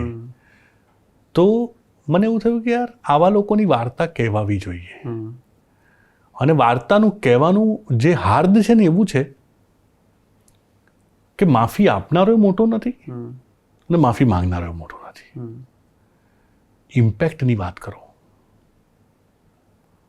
તમે જ્યારે 50 વર્ષે, 30 વર્ષે, 20 વર્ષે, 5 વર્ષે, 2 વર્ષે આવીને કહો છો કે આઈ એમ સોરી, તમે પછી એના મૂળમાં જ આવશો કે આટલા વર્ષે માણસે શું સહન કર્યું હશે. ધારો કે હોસ્ટેલમાં કોઈ એક છોકરા વિશે તમે એવું લખી દીધું કે આ છોકરો ગે છે, રાઈટ, બહુ ઓછા બોલો છોકરો હોય ને તમને એવું કે રેગિંગ કરીએ, અને પછી એ છોકરાને બુલી કર્યો 3 વર્ષ લોકોએ, અને છોકરો એવો બોલી ના શકે. એ 3 વર્ષ એને જે આત્મહત્યા કરવાના વિચારો આવ્યા, એ 3 વર્ષ એ જે પાછળ પડી ગયો એડ્યુકેશનમાં, એ 3 વર્ષ એને જે સહન કર્યું, અને તમે 4 વર્ષ પછી એને ક્યાંક મળો છો રસ્તામાં, કોઈ હોટેલમાં, રેસ્ટોરન્ટમાં, યાર સોરી પેલું મેં લખ્યું હતું, સોરી યાર માફ કરી દેજે. તમે કેટલા હળવા થઈ ગયા. તમે પૂછ્યું એને કે શું થયેલું આટલા વર્ષ. આ ફિલ્મ એના વિશેની છે. ફિલ્મનો જે પ્રોટેગનિસ્ટ છે, જે દેવેન ભોજાણી જે પાત્ર ભજવે છે, એ એવો માણસ છે. અને બીજું કે આપણે બહુ સાદી ભાષામાં બોલી બી જઈએ છીએ હૃદય પરિવર્તન થઈ ગયું. કોઈનું હૃદય પરિવર્તન નથી થતું. લોકોને છે ને એવું થાય છે કે ઉપર જઈને હિસાબો આપવા પડશે, તો એક કામ કરું, પાપ ધોઈને જવું. ગિલ્ટ. હા, મનમાં કેમ રાખવું, હળવો થઈ જવું. કેમ હળવો કેમ થયો? જો એ છેલ્લે સુધી પાવરફુલ હોત તો હળવો ના થાત. એવા એક માણસની વાર્તા છે કે જે માણસનું હૃદય પરિવર્તન થઈ જાય છે. અને હૃદય પરિવર્તન મારે એમ નહોતું કરાવવું. મને એવું હતું કે આનું હૃદય બદલાઈ જવું જોઈએ. કેમ કે હૃદય પરિવર્તન એ બહુ સહજ ઘટના આપણે લઈ લીધી છે કે કોઈક માણસને હૃદય બદલાઈ દેવું પડે અને પછી એને એવું થવા લાગે કે મારાથી ગાળ નથી બોલાતી, મારાથી કોકને છણકો નથી થતો, હું જૂઠું નથી બોલતો, હું કોકનું કોઈ ફ્રોડ નથી કરતો. અને અચાનક એવા અસમંજસમાં કોઈ માણસ હોય અને એને એવું યાદ આવવા લાગે કે મેં શું કર્યું છે ને એ પાછો આવે તો, અને વર્ષો સુધી ભાગી ગયેલો, અને અહીંયા તો લોકોને એવું છે મરી ગયો છે, એવો માણસ પાછો આવે ને માફી માંગવા આવે તો શું કરો તમે? અને પછી એવી માફીઓની વાત છે જેની માફી ક્યારેય ના મળે, અને એવા માણસોની માફી માંગવા આવે છે, અને એના વિશેની ફિલ્મ છે આ. અને એવી જ વાત જે આપણી વચ્ચે થવી જોઈએ. અને હું હંમેશા એવું માનું છું મિતાઈ કે મારી ફિલ્મ જોયા પછી કોઈકને ગમી ના ગમી એ 2 નંબરની વાત છે. મારી ફિલ્મ જોયા પછી એ ફિલ્મ ચાલી ના ચાલી 2 નંબરની વાત છે. મારી ફિલ્મ જોયા પછી એ ફિલ્મનું બોક્સ ઓફિસ કેટલું થયું એ 2 નંબરની વાત છે. પણ મારી ફિલ્મ કોઈ ઘરે જઈને ભૂલી ના જવું જોઈએ. તો મારી આર્ટનો કોઈ મતલબ જ નથી ને. જો મારી આર્ટ એ કોઈકની સાથે કોઈકની સાથે સંવાદ નથી સાધતી અને માણસને વિચારથી નથી કરી મૂકતી, એના ઘરે જઈને ડાઇનિંગ ટેબલ પર કે રાત્રે સૂતી વખતે કે અઠવાડિયા પછી કોઈ જગ્યાએ ચર્ચામાં એ મારી ફિલ્મની ચર્ચા નથી થતી, તો મારી આર્ટનો કોઈ મતલબ નથી. મારી પાસે એક હથિયાર છે જો, તો હું એવી વાત કરું ને, અને એન્ટરટેનિંગ વેમાં જ કરીશ. હા, આ બધી વાત હું બોલું છું ત્યારે હું ખાસ તમને લોકોને, બધા જેટલા લોકો જોઈ રહ્યા છે લોકોને ખાસ કહું છું કે ધબકારો બહુ જ એન્ટરટેનિંગ ફિલ્મ છે. એ ફિલ્મ તમને બહુ હસાવશે, તમને હળવા કરશે. હળવા કરતા કરતા કરતા કરતા કરતા આ જે સવાલ છે સવાલ પર તમને લઈ જશે કે જો માફી માંગવાની હોય ને તો માંગી લેજો, મોડું ના થઈ જાય. મોડું થઈ જાય ને પછી કશું જ હાથમાં નથી રહેતું. આ વિચાર બહુ જ સરસ છે, અને હું હવે થોડું વધારે એક્સાઇટેડ છું ધબકારો કે માં શું કઈ રીતની વાત આગળ જશે જોવા માટે. પણ એના પરથી પાછો એક પર્સનલ સવાલ પર આવું કે તમે છેલ્લે સોરી ક્યારે કીધેલું? હમણાં 2 દિવસ પહેલા જ મારા પાર્ટનરને અમે 4 મિત્રો છીએ, મારા 3 પાર્ટનર્સ છે, એમાંથી એક પાર્ટનર સાથે કશુંક થયું તો મેં તરત કીધું, મેં યાર મારાથી આ બોલાઈ ગયા. હરફનવાલાના પાર્ટનર મીત, આયુષ ને પ્રતીક, મારા 3 પાર્ટનર્સ છે, બિઝનેસ પાર્ટનર. સોરી રહી ગયું હોય કોઈને કહેવાનું અને બહુ એ વાત મનમાં રહી ગઈ હોય એવું ખરું? એવું નથી, પણ જીવનમાં એક એવી ઘટના થઈ. હું 21 જ વર્ષનો હતો 2003માં. મારો એક મિત્ર હતો કૌશલ. અમે લોકો બધા જ ગાંધીનગર ફરવા ગયા હતા, અને ઇન્દ્રોડા પાર્કમાં ફર્યા અને ક્રિકેટ રમ્યા પેલા ગાર્ડનમાં. ને પાછા આવતા હતા ત્યારે કૌશલે એવું કીધું કે મારે તરવું છે. તો મેં એને એવું કીધું કે કૌશલ, જ્યારે બી કોઈક જાય ને આ રીતે કેનાલમાં તરવા તો મરી જાય છે એક માણસ. આ મારું સ્ટેટમેન્ટ હતું. એ માન્યો જ નહીં. અમે લોકો 9 જણા હતા. કેનાલ પર અમે લોકો ઊભા રહ્યા અને કૌશલ દોડ્યો અને એણે એના કપડાં કાઢ્યા, અને હું મને તરતા નથી આવડતું, પાણીમાં પડવાનો નહોતો, અને એ પાણીમાં પડ્યો.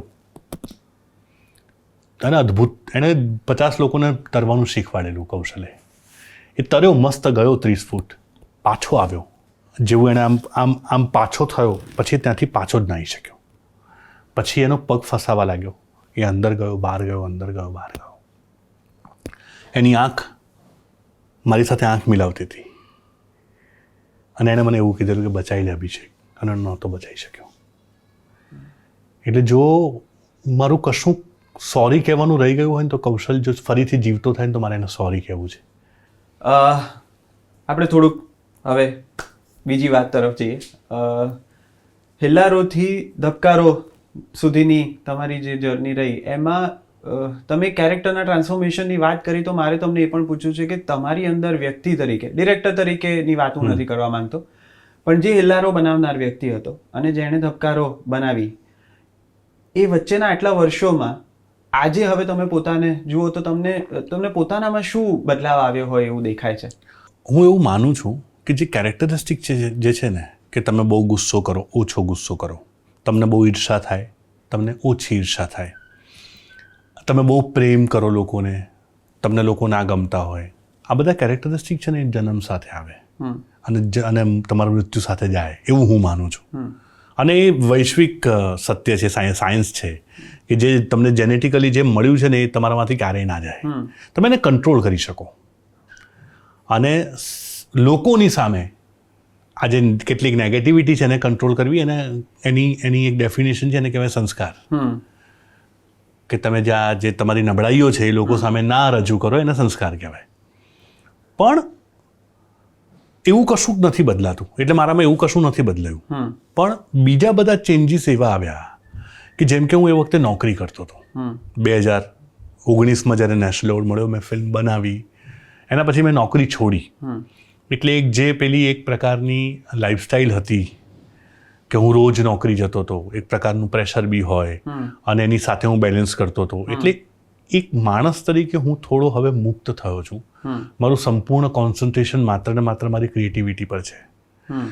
હેલારોની સફળતા અને પછી ઉંબરો બનાવી, બીજી જ ફિલ્મ લંડનમાં શૂટ કરી, અને આવું બધું બહુ જ સરસ જીવનમાં થતું ગયું. અને એનાથી હવે એવું સમજાય છે મને કે હું એ રીતે નસીબદાર છું કે મને માણસો બહુ સારા મળે છે. એ સમજણ નહોતી મને, એ સમજણ મને હવે આવી. અને એ જેવી સમજણ આવીને એટલે હવે જવાબદારી વધી ગઈ. અને મને એવી ખબર પડી ગઈ છે કે મારી નજીક જે સારા માણસો છે ને એને મારી આસપાસ મારે રાખવાના છે. પહેલાં નહોતું સમજાતું એવું કે લોકો આવે, અને જો એ ગણિત છે દુનિયાનું કે લોકો આવે ને લોકો જાય, રાઈટ. પણ મને એવું સમજાઈ ગયું છે કે મને બહુ સારા માણસો મળે છે.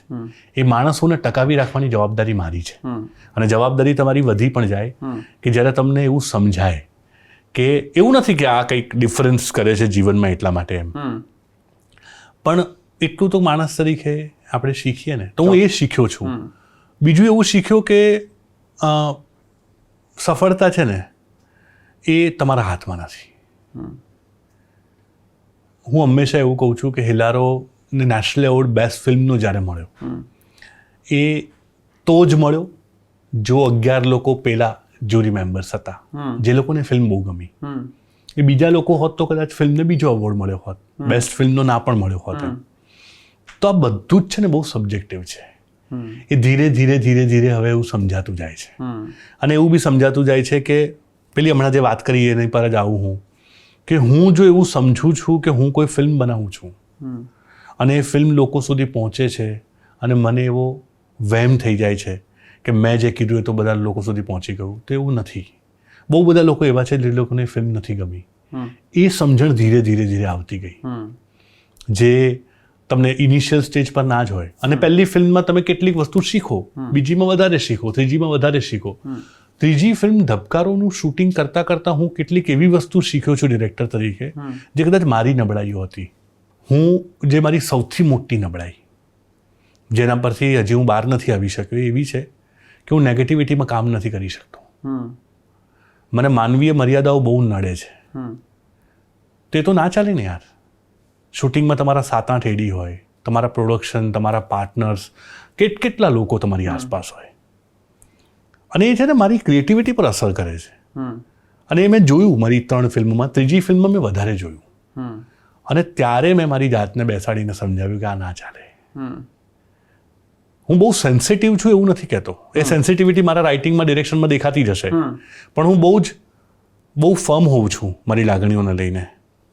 એ છતાંય હું આ વસ્તુથી ઓવરકમ નથી કરી શક્યો. હું એવું શીખ્યો છું કે આ વસ્તુ મારા કામ પર અસર કરે છે.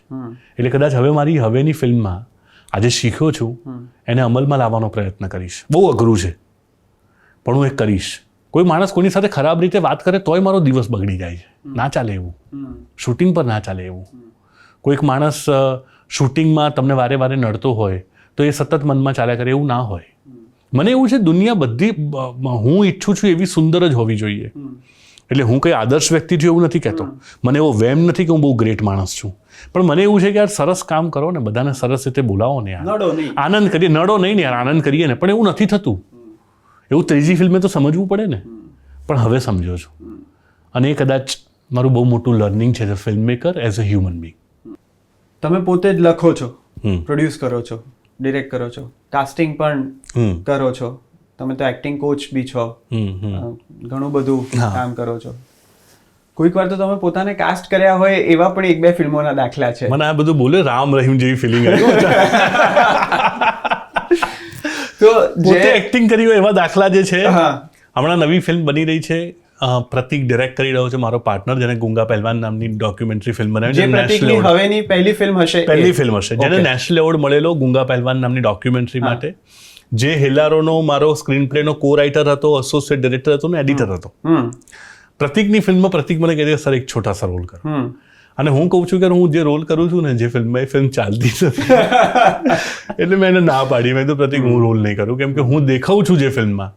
અચ્છા, સાંજ મારી જે દીકરી છે, જેમાં તારો અવાજ આવે છે પિક્ચર ચાલે છે પાછું. હિલારોમાં મારો અવાજ હતો, ઉમરોમાં મારો અવાજ હતો, તો સાંજ એવું કહે છે કે તું ખાલી બોલ, તું ડબિંગ કરજે ખાલી એમ, પણ કે તું એક્ટિંગ ના કરતો એમ. સાંજને તો એવું બી લાગે છે કે હું બહુ નબળો એક્ટર છું, અને મને પણ એવું લાગે છે. એટલે એક્ટિંગ તો મારે ના કરવી જોઈએ, મને એ તો મને ઘરમાંથી જ તમારે એક ક્રિટિક ઘરમાં છે જ. હા, કે પરફોર્મ નહીં કરો. કેમેરાની આજુબાજુમાં રહી શકો, સામે તો એક્ટિંગમાં મને કંઈ ગણતી જ નથી, એટલે એ તો ચર્ચા બી નથી કરતી કે તું ના કરીશ.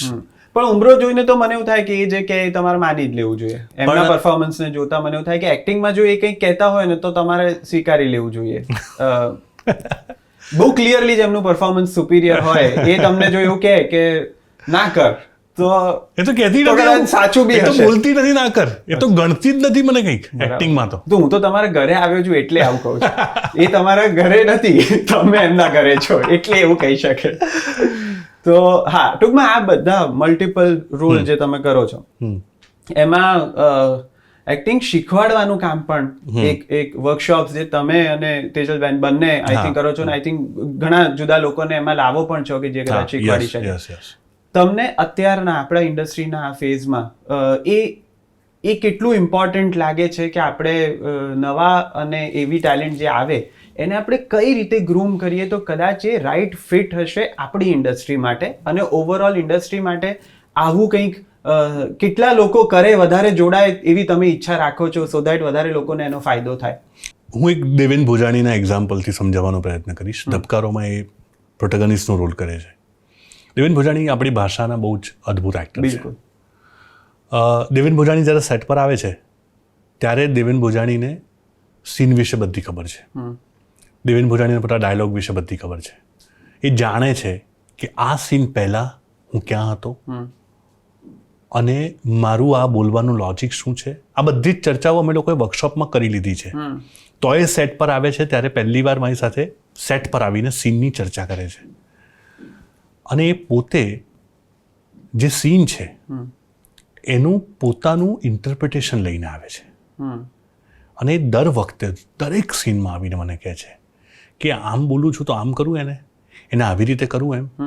એટલે દેવેન ભોજાણી જ્યારે ધબકારો ફિલ્મમાં રોલ કરે છે ને ત્યારે રાઇટર અભિષેક, ડિરેક્ટર અભિષેક અને દેવેન ભોજાણી આ ત્રણેય જણા ભેગા થઈને કોઈક સીનને સ્પેસિફિકલી ડાયાભાઈ અને અશોક પટેલના કેરેક્ટરને ભજવે છે.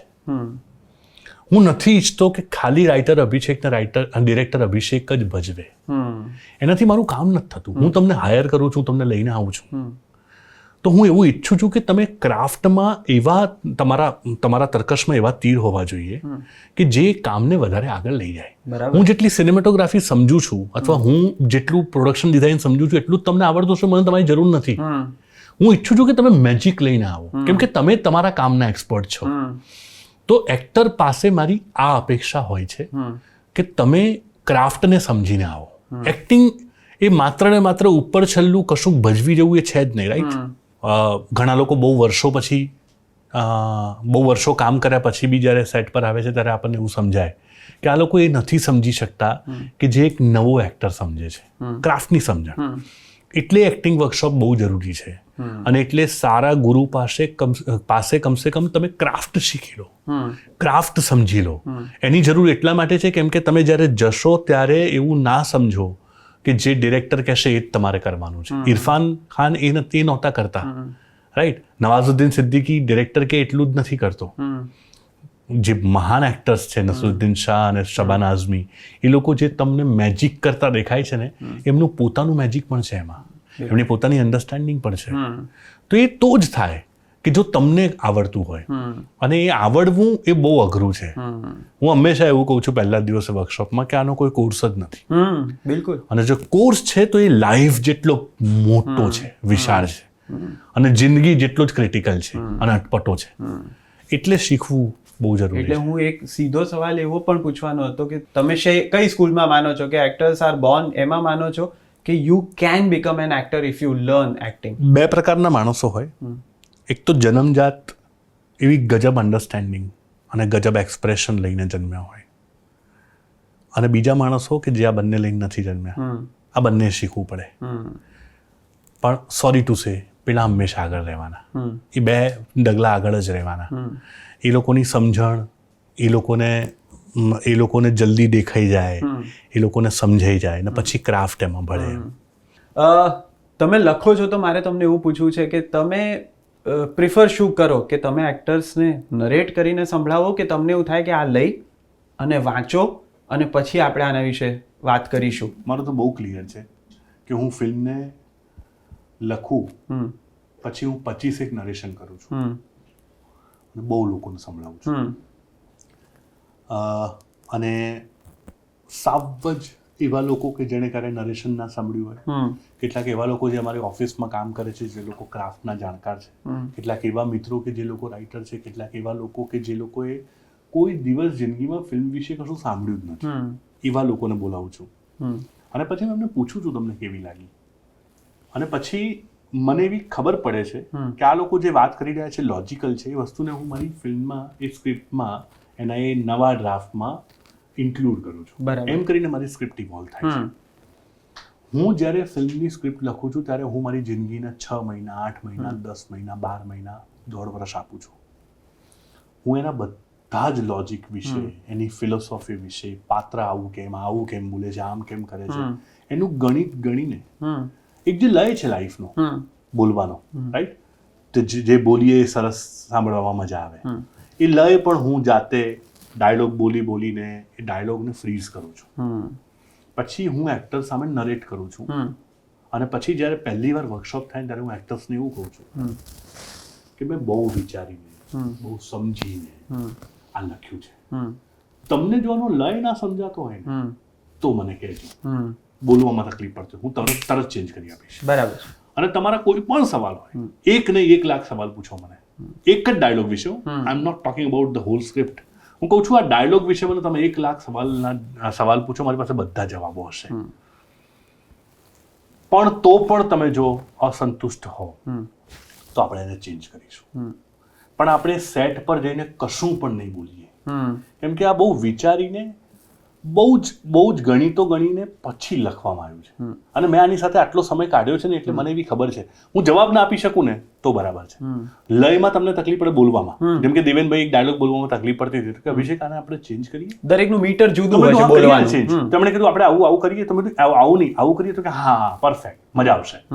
એવું અમે ડબિંગમાં બી 2 ડાયલોગમાં કર્યું. દેવેનભાઈની બી સમજણ સ્ક્રિપ્ટની અને લયની બહુ અદ્ભુત છે. તો મેં 3-4 વસ્તુ ચેન્જ કરી. પણ એ ડાયલોગ, ધારો કે કોઈ ડાયલોગ એવો લખાયો છે કે હું છે ને ઘરે જઈશ ને પછી તને ફોન કરીશ અને પછી આપણે વાત કરીએ, રાઈટ, તમે કમ્પોઝ કરી શકો. હું છે ને ઘરે જઈને તને ફોન કરીશ પછી આપણે વાત કરીએ. હવે હું છે ને ઘરે જઈને છે ને તને ફોન કરીશ, આવું થાય ને એટલે મને તરત વાગે. આવું નથી, આને આમ બોલાય. તો એ એક્ટર એ વખતે જો એ વસ્તુને સમજી જાય વર્કશોપમાં, તો પછી હું એને એવું કહું છું કે બસ આને જીવી લે. હવે સેટ પર આવીને બીજું કશું નહીં કરીએ આપણે, કેમ કે સેટ પર છે ને મારું ધ્યાન બીજી બધી 15 વસ્તુઓ પર હોય છે. મારા મગજમાં છે ને સતત બેકગ્રાઉન્ડ મ્યુઝિક, સાઉન્ડ ડિઝાઇન, ફલાણું, એડિટ, આમ થશે, પેલો આમ કરે છે, બેકગ્રાઉન્ડમાં પેલો કેમ ચાલ્યો, અને બીજા બધા મેટાફર કે અહીંયા લાકડાની જ ખુરશી કેમ છે, આ માણસ ચાલતો આવ્યો તો એકલો જ કેમ દેખાય છે, આ અહીંયા પાણી જ કેમ પડ્યું છે ને અડધો ગ્લાસ જ કેમ પડ્યો, બધું મારા મગજમાં ચાલતું હોય. ત્યારે પછી હું ધ્યાન નહીં આપી શકું એના પર. એટલે હું રાઇટર તરીકે એવું બિલીવ કરું છું કે આમ જ લખાયું છે અને આમ જ બોલીએ. પણ હા, એમાં ડિક્ટેટરશિપ ક્યાંય નથી.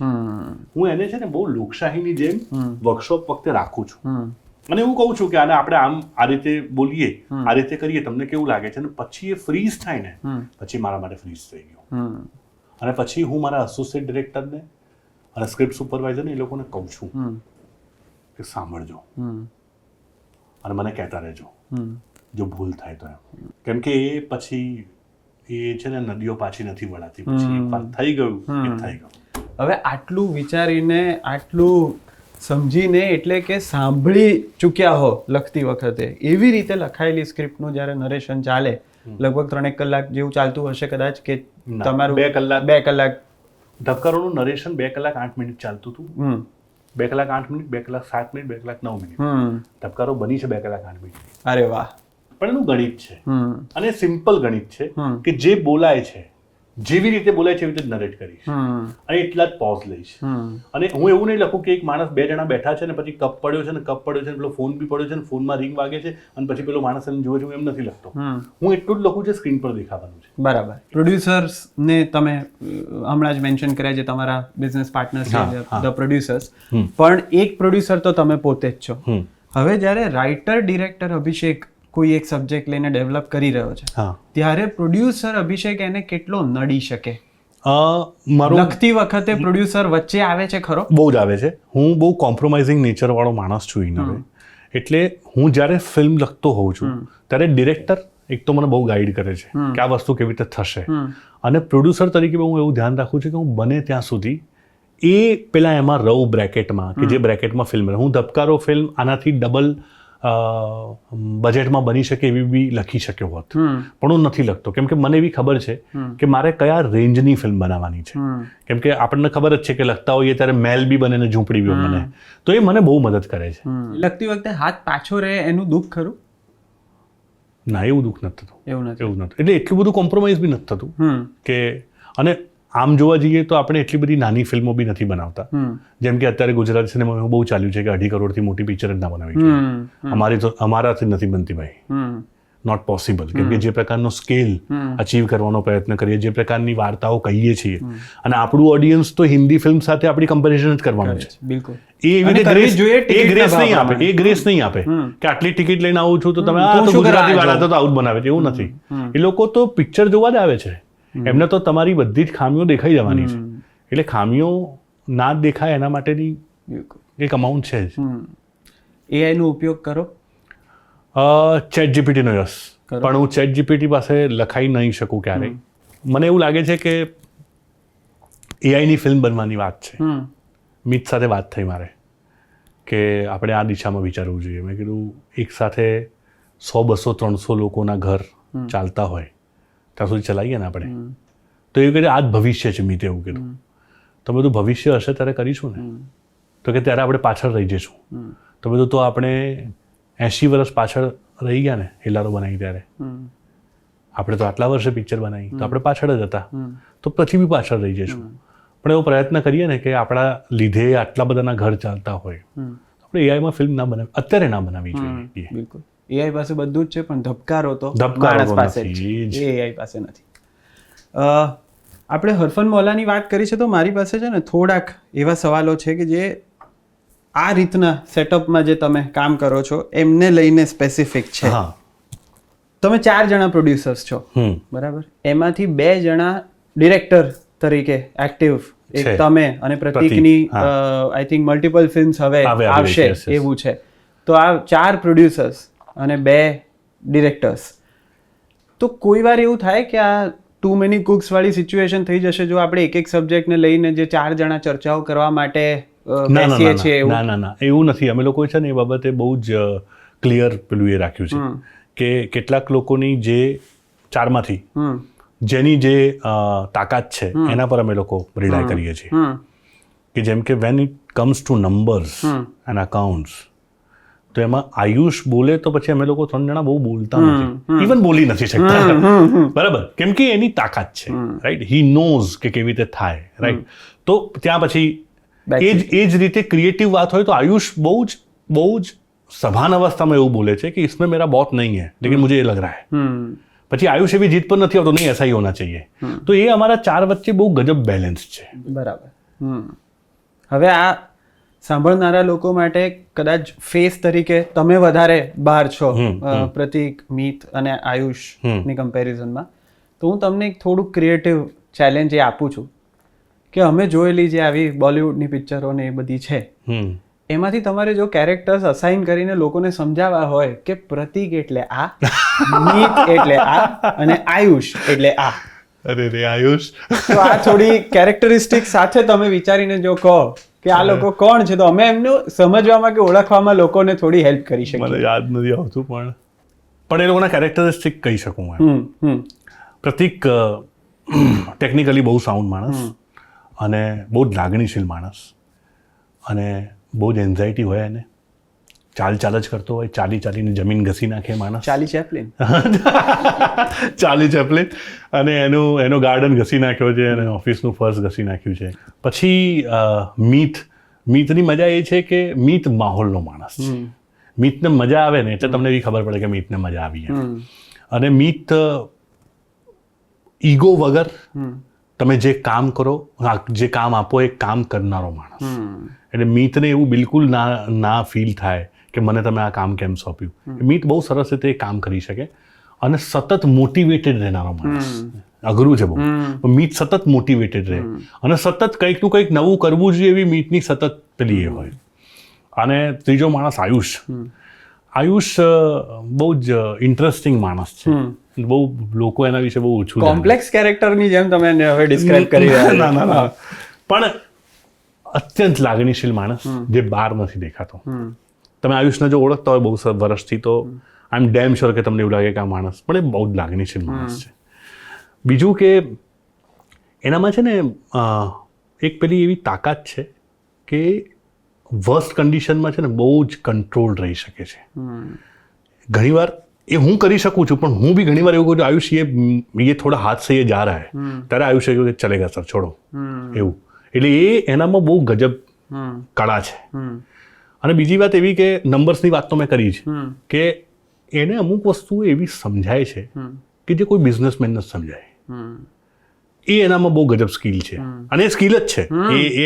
એ જે નોર્મલી એ એવી કોઈક વાત લઈને આવે, કોઈ પણ ડીલ થતી હોય, કોઈ બી વાત હોય કે જે તમારા મગજમાં આવી જ ના હોય, કેમ કે એનું મગજ એ રીતે બહુ સરસ ચાલે છે. તો આવું કોમ્બિનેશન છે કે બહુ જ લાગણીશીલ માણસ, એવો માણસ કે જે નંબર્સને ગજબ સમજી શકે છે અને બહુ મોજીલો માણસ છે. એની મજાઓની વ્યાખ્યા બી બહુ ગજબ છે અને એના વિશે તમે જેટલું વધારે જાણો એટલું ઓછું જેવું કેરેક્ટર છે. એવી કોઈ પ્રેક્ટિસીસ જેમ હોય છે પ્રોડક્શન હાઉસીસમાં, એમ તમારી કોઈ એવી પ્રેક્ટિસીસ ખરી કે જે તમને એવું લાગે છે કે આ અમે શરૂ કરી જે લગભગ બીજે ઓછી હોય છે એવી છે હરફન મૌલાની, અને એની સાથે એવું કે અમારે હજી બી છે ને આ વાત હજી બી અમારે પોતાના પ્રોડક્શન હાઉસનો એક ભાગ બનાવવાની જરૂર છે જે તરફ અમે હજી પહોંચ્યા નથી? તો સૌથી પહેલું એવું છે કે કોર એ છે કે પ્રામાણિકતાને જાળવી રાખવી. એ અમે લોકોએ પહેલાં શરૂઆત કર્યું ત્યારે નક્કી કરેલું. બીજી જે સૌથી અગત્યની વાત છે કે જ્યાં અમે નથી પહોંચી શક્યા એ અમને એવું લાગે છે 4 જણને, અમે બહુ બધી ફિલ્મો બનાવી શક્યા હોત પણ અમે ના બનાવી શક્યા. એના કારણો બીજા બધા છે કે અમે બીજી 2 ફિલ્મ બનાવતા હતા જે હિન્દી ફિલ્મ હતી ને પછી વિચાર કર્યો કે હવે નથી બનાવવી અને પછી અમે લોકો આ તરફ આવ્યા અને પછી હવે પણ પહેલી પિક્ચર હેલારો, બીજી પિક્ચર કમઠાણ, ત્રીજી પિક્ચર ધબકારો, હવે બીજી 4 ફિલ્મો જેની અનાઉન્સમેન્ટ થઈ એ 4 બનશે. એની સાથે બીજી 2 ફિલ્મો બની રહી છે આવતા 2 વર્ષમાં.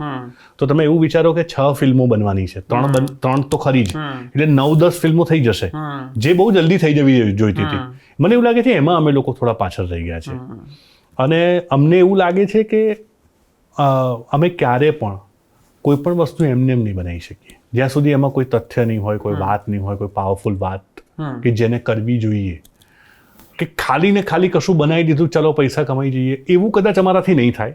એ અમારો કદાચ કોર નથી. એના વિશે અમે બહુ ચર્ચાઓ પણ કરી છે અને એના વિશે એને ચેન્જ કરવું કે નહીં, ચેન્જ કરવું તો કેવી રીતે કરવું એ બી અમે પ્રયત્ન કરતા હોઈએ છીએ. પણ હા, સારી જ પિક્ચર બનાવવી એવું એક ગણિત સતત હરફન મૌલા ફિલ્મ્સનું રહ્યું છે. તમે કોને પસંદ કરશો આ બેમાંથી? ગ્રેટ એક્ટર પણ ખૂબ ટેન્ટ્રમ્સ, અથવા decent actor but very very hard working. માણસ સારો હોવો જોઈએ. ધારો કે આ બંને વ્યક્તિ તરીકે ખરાબ નથી પણ tantrums as it difficult to manage. તો ગ્રેટ એક્ટર. તમને ટેન્ટ્રમ્સ લેવામાં વાંધો નથી?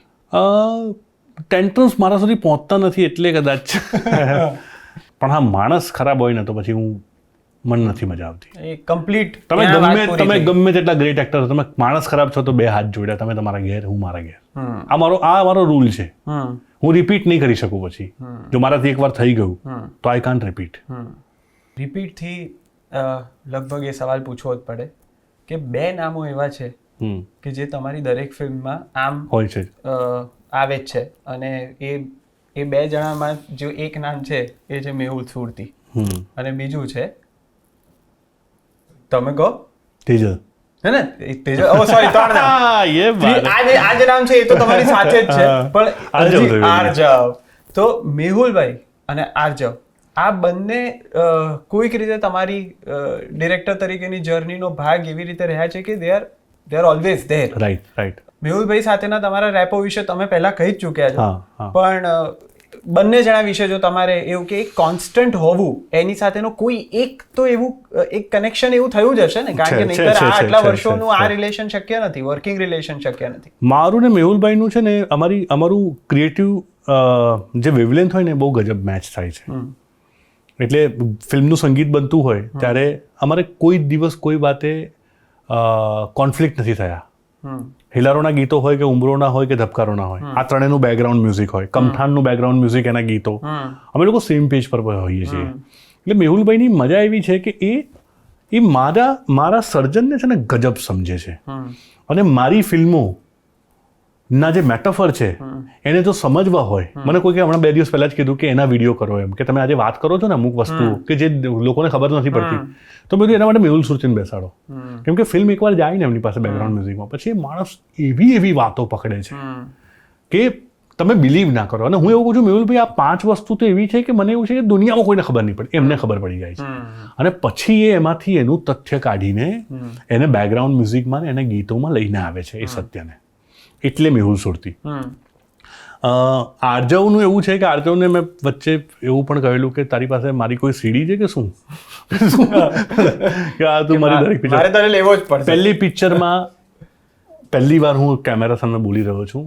પ્રિયંક ઉપાધ્યાય નામનો એક એક્ટર છે, એને મેં ફોન કરેલો કે પ્રિયંક આ એક પાત્ર છે અર્જુનનું, તું કર. અને પ્રિયંક એ વખતે નોકરી જોઈન કરેલી રેડિયોમાં, એણે ના કરી. એટલે હું આર્જવને લઈને આવ્યો અને આર્જવે એ પાત્ર કર્યું. બીજી ફિલ્મમાં આર્જવની જગ્યાએ બીજા કોઈકને લેવો એવું નક્કી થયેલું ઉમરોમાં. ઓડિશન્સ થયા પછી 3-4 લેયરના ઓડિશન થયા પછી જે લોકો એ વખતે ફિલ્મમાં જોડાયેલા હતા પ્રોડ્યુસર્સ, એ લોકોએ બધાએ ભેગા થઈને નક્કી કર્યું કે આપણે આર્જવને જ લઈએ. એટલે આર્જવ એવી રીતે આવ્યો. ત્રીજી ફિલ્મમાં તો મેં તેજલ, હું ને આર્જવ એકવાર સાથે હતા ત્યારે મેં તેજલને ચોખ્ખું કીધું કે આને કહેજે કે હું આને ધબકારોમાં નથી લેવાનો એવું. અને પછી એક બીજો કોઈક બહુ જાણીતો એક્ટર છે, એની સાથે જ આ ફિલ્મ શરૂ કરવાની હતી. અને એકવાર તેજલે મને એવું કીધું કે તું એકવાર આર્જવનું ઓડિશન તો કર. આમાં આર્જવનું ઓડિશન કર્યું અને આ જે પાત્ર છે ને એક કાઠિયાવાડી પાત્ર છે, કાનો કાઠિયાવાડી નામનું એક ડ્રાઈવરનું પાત્ર છે કે જે કદાચ ઓછું ભણેલો હશે, બહુ બોલકો છે અને એક પ્રકારનું હ્યુમર ક્રિએટ કરે છે, લાઇટ રાખે છે ફિલ્મને. અને આર્જવનું એવું પાત્ર મેં એકવાર જોયેલું તો ઓડિશન કર્યું. આર્જવે એટલું સુંદર ઓડિશન કર્યું ને મેં જ્યારે મારા પાર્ટનર્સ 3 આયુષ મિત, પ્રતિકને બતાવ્યું અથવા તો જે મારી ડિરેક્શન ટીમ હતી એ લોકોને બતાવ્યું, બધાએ કીધું કે આર્જવ બેટર કરી શકશે. એમ કરીને આર્જવ ત્રીજી ફિલ્મમાં છે. તો આર્જવનું આ રીતે આવી એક ટ્રેજેક્ટરી રહી છે એની ફિલ્મોમાં હોવાની. બીજું ઇમ્પોર્ટન્ટ આર્જવનું એવું છે કે આર્જવ ઇઝ ડિરેક્ટર્સ એક્ટર. ડિસિપ્લિન બહુ ગજબ, બહુ સમજે અને એને એવી ખબર છે, એને એવી ખબર છે કે એ ફિલ્મમાં કામ કરી રહ્યો છે ને તો એનું કામ ફિલ્મમાં સુંદર કામ કરવાનું જ છે. એટલે બહુ જ શિદ્દતથી, બહુ જ મહેનતથી, પ્રામાણિકતાથી પોતાની ફિલ્મ હોય એ રીતે મહેનત કરીને કરે છે. પણ એવું તો ઈચ્છીએ જ આપણે કે દર વખતે ફિલ્મ જુદી દેખાય, પણ આર્જવના 3 પાત્રો સાવ જુદા છે એકબીજાથી. કે એકમાં એક સાવજ આર્મીમાં નોકરી કરતો એક એકદમ પુરુષ પ્રધાન સમાજનું જાણે ફરજંદ હોય એવો એકદમ નક્કર માણસ, અને બીજામાં એક એવો માણસ કે જે બિચારાને ખબર જ નથી કે ખરાબ છે તો કેવો છે. એને ખબર જ નથી કે સ્ત્રી સાથે કેવી રીતે વર્તન કરાય. એવા માણસનો આર્ક કે જે સાવ જ સજ્જડ બમ છે ને ધીરે ધીરે ધીરે પાંજરું પહોળું થાય છે ને છેલ્લે પાંજરું તૂટી જાય છે.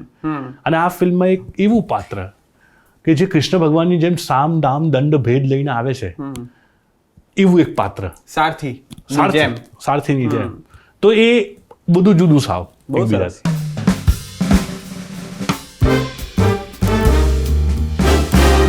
આર યુ ટીમ બોલે એના બોર વેચાય કે ન બોલવામાં નવ ગુણ? બોલે એના બોર વેચાય છે. હવે it is fact. Stick to the script or improvise? Stick to the script. Text or voice note? Voice note હવે તો. ટાઈપિંગ કે હેન્ડ રિટન સ્ક્રિપ્ટ? ટાઈપિંગ. હવે ટાઈપિંગ પર જ લખું છું. હેન્ડ રિટન મને બહુ ગમે છે પણ નથી થતું હવે. આંગળીના લીધે છે ને મારા અક્ષર હવે બગડી ગયા છે. અવોર્ડ્સ કે બોક્સ ઓફિસ? કશું નહીં, ફિલ્મ પહોંચવી જોઈએ. મને લોકો સુધી ફિલ્મ પહોંચે છે, મને બહુ મજા આવે છે. મને એ મારો સંતોષ છે. અને ઇન અ વે બંને.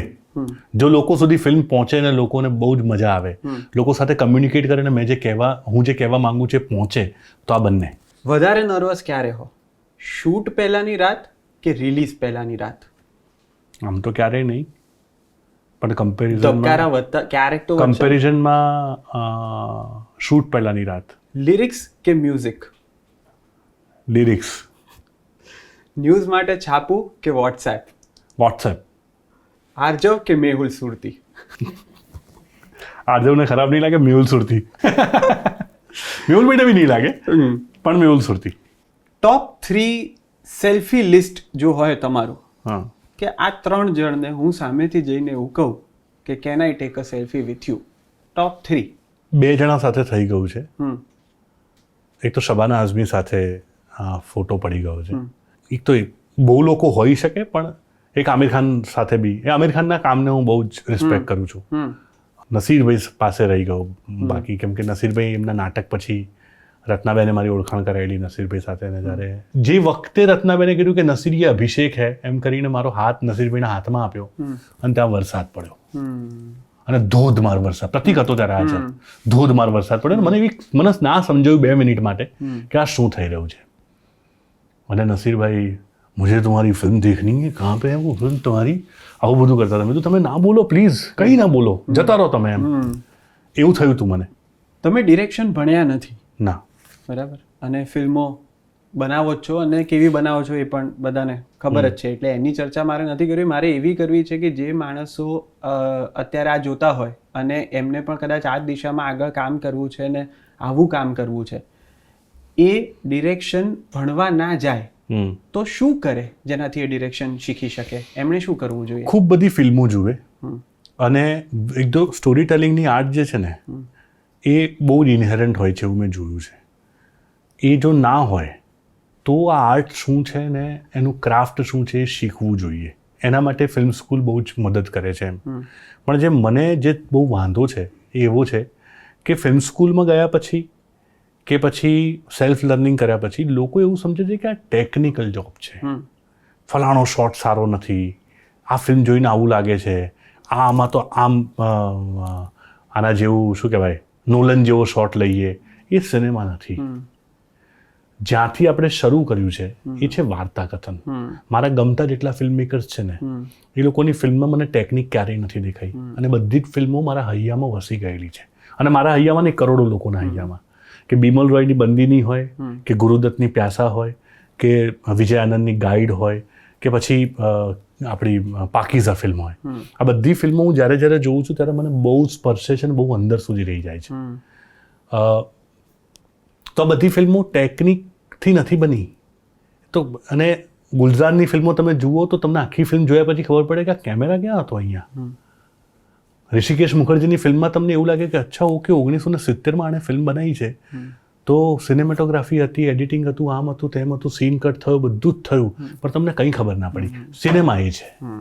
સિનેમા એ VFX અને તમે કશું બતાવી દો અને આમ શોટ લઈ લીધો.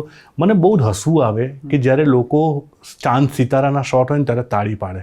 શું સિનેમેટોગ્રાફી છે ખબર છે? આમ વાઇટ શોટ હોય ને એમાં સૂરજ ડૂબતો હોય તો કે યાર અરે સિનેમેટોગ્રાફી, અરે નથી સિનેમેટોગ્રાફી, એને સિનેમેટોગ્રાફી ના કહેવાય.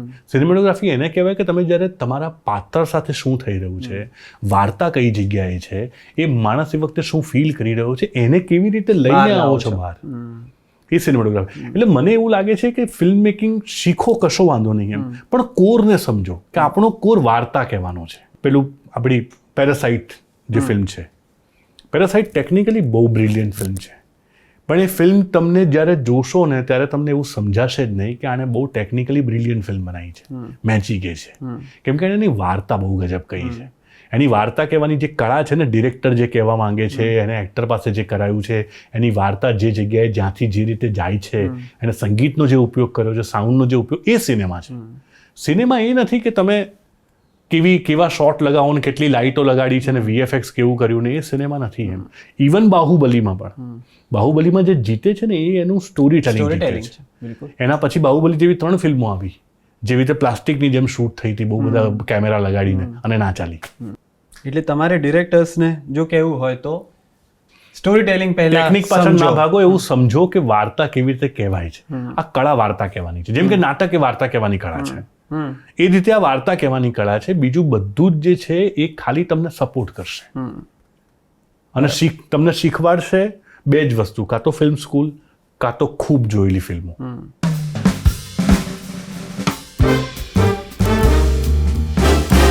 હું જે લાઈન બોલીશ, જો એમાં તમે કહેશો કે રાઈટ, તો તમે કહેશો રાઈટ, પણ જો તમારો જવાબ હશે કે no, this is not right, then you will take a bite. તો શરૂ કરીએ. મેં કોઈ એક્ટરના ખોટા વખાણ કર્યા નથી. રાઈટ. હવે કોઈ એક્ટરના ખોટા વખાણ કર્યા નથી. સોરી. મેં 1 થી વધારે વાર કોઈ એક્ટરના ખોટા વખાણ કર્યા નથી. રાઈટ. નહીં અમારે યાર પ્રમાણિક. રાઈટ. રાઈટ. બહુ નથી એવું કર્યું. ઓકે. એકાદ વાર બહુ વધારે ઘણું કર્યું.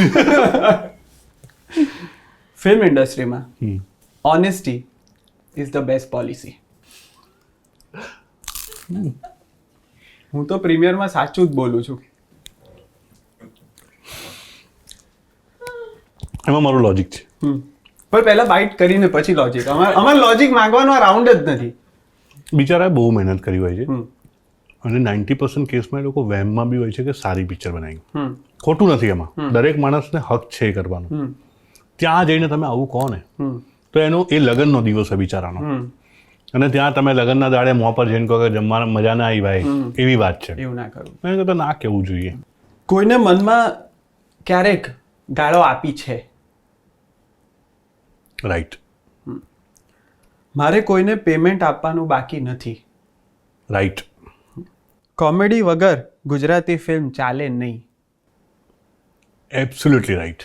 કોઈનું પરફોર્મન્સ જોઈને એવું થાય કે આના કરતાં તો મેં જ કરી લીધું હોત. રાઈટ. આની ચર્ચા કરવામાં આગળ જવું છે. નામોમાં નથી જવું આપણે. છતાં આમ નામોમાં નહીં જઈએ. હું બહુ નબળો એક્ટર છું તોય મને એવું લાગે છે ઘણી વાર જોઈએ. એવું પોતાના સેટ પર થયું છે કે પછી કોઈકની ફિલ્મ જોતા થયું છે? ફિલ્મ જોઈને થાય એવું. ભાઈ તો આપણામાં વહેમ હોય જ એવો કે આપણને લાગે કાન સારું હું કરું. ડિરેક્ટરનો ઈગો એક્ટરના ઈગો કરતાં મોટો હોય છે. બહુ સબ્જેક્ટિવ છે યાર. તમારા મતે?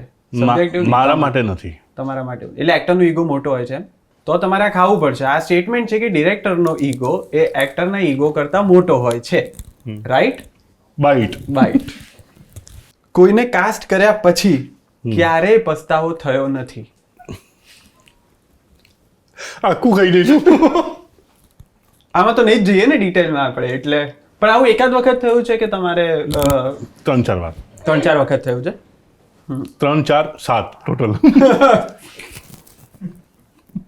એટલે કાસ્ટિંગ ડિરેક્ટર હોવા છતાં કાસ્ટિંગની એવી ભૂલ. જીવનનું સત્ય છે તો ભાઈ, પસ્તાવો તો. આપણા એક્ટર્સને ગુજરાતી લિપિવાળી સ્ક્રિપ્ટ વાંચતા આવડે છે?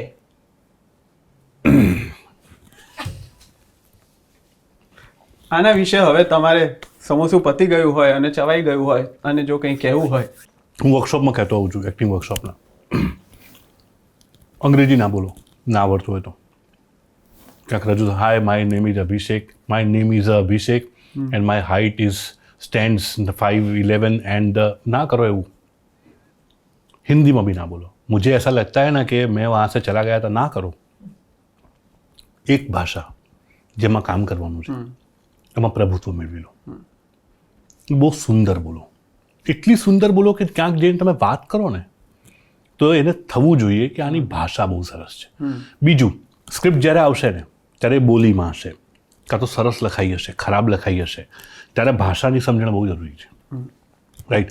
તો એ તો કમસે કમ એટલું તો યાર પ્રભુત્વ મેળવી લો ગુજરાતી ભાષા પર. લિપિ વાંચતા આવડવી જોઈએ તમને ભાષા પર પ્રભુત્વ ના હોય એટલું બધું, પણ એની સમજણ તો હોવી જોઈએ. હું ટાઈમને લઈને બહુ જ પંચ્યુઅલ છું. આયુષ, કહું છું ખાલી. હા, મને કોઈના રિવ્યુઝ કે કોમેન્ટ્સની અસર થતી નથી.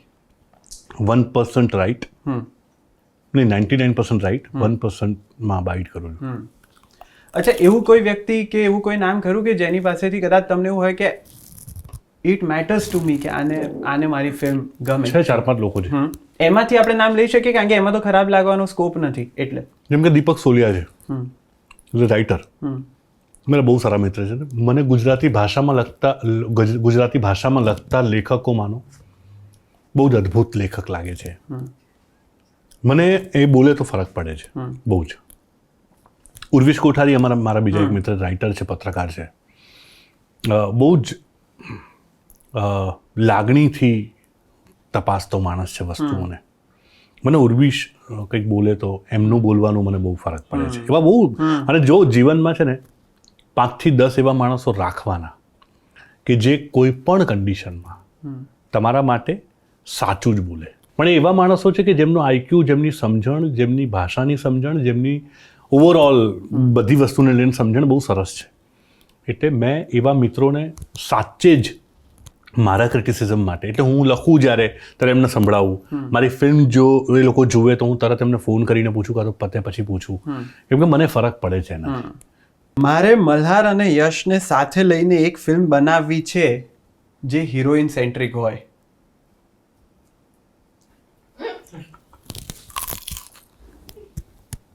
ધબકારોમાં મેં ધાર્યું હતું એના કરતાં સારું કામ થયું છે. રાઈટ.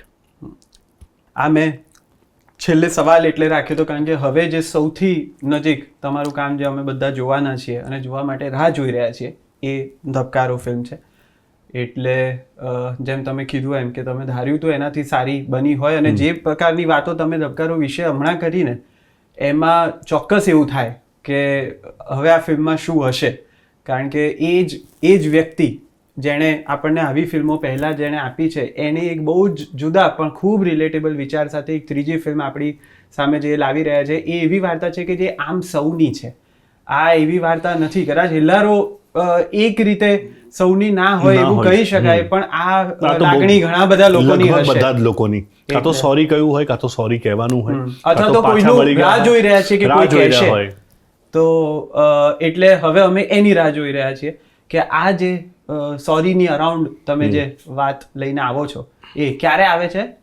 1 મે 2026 શુક્રવારના દિવસે ગુજરાતમાં, અને લગભગ આખા વર્લ્ડમાં રિલીઝ કરવાનો પ્લાન છે. Let S C. પણ તમે તમારા નજીકના સિનેમા ઘરમાં આ ફિલ્મને જોઈ શકશો, Dhabkaro film. Thank you so much અભિષેકભાઈ. Thank you.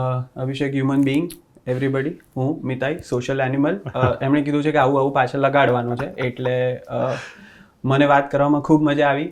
અમે જે રીતે શરૂ કર્યું હતું વાંકી આંગળી પ્રકારનું એવું સાવ નથી કર્યું આગળ, એ તો અમે જોયું.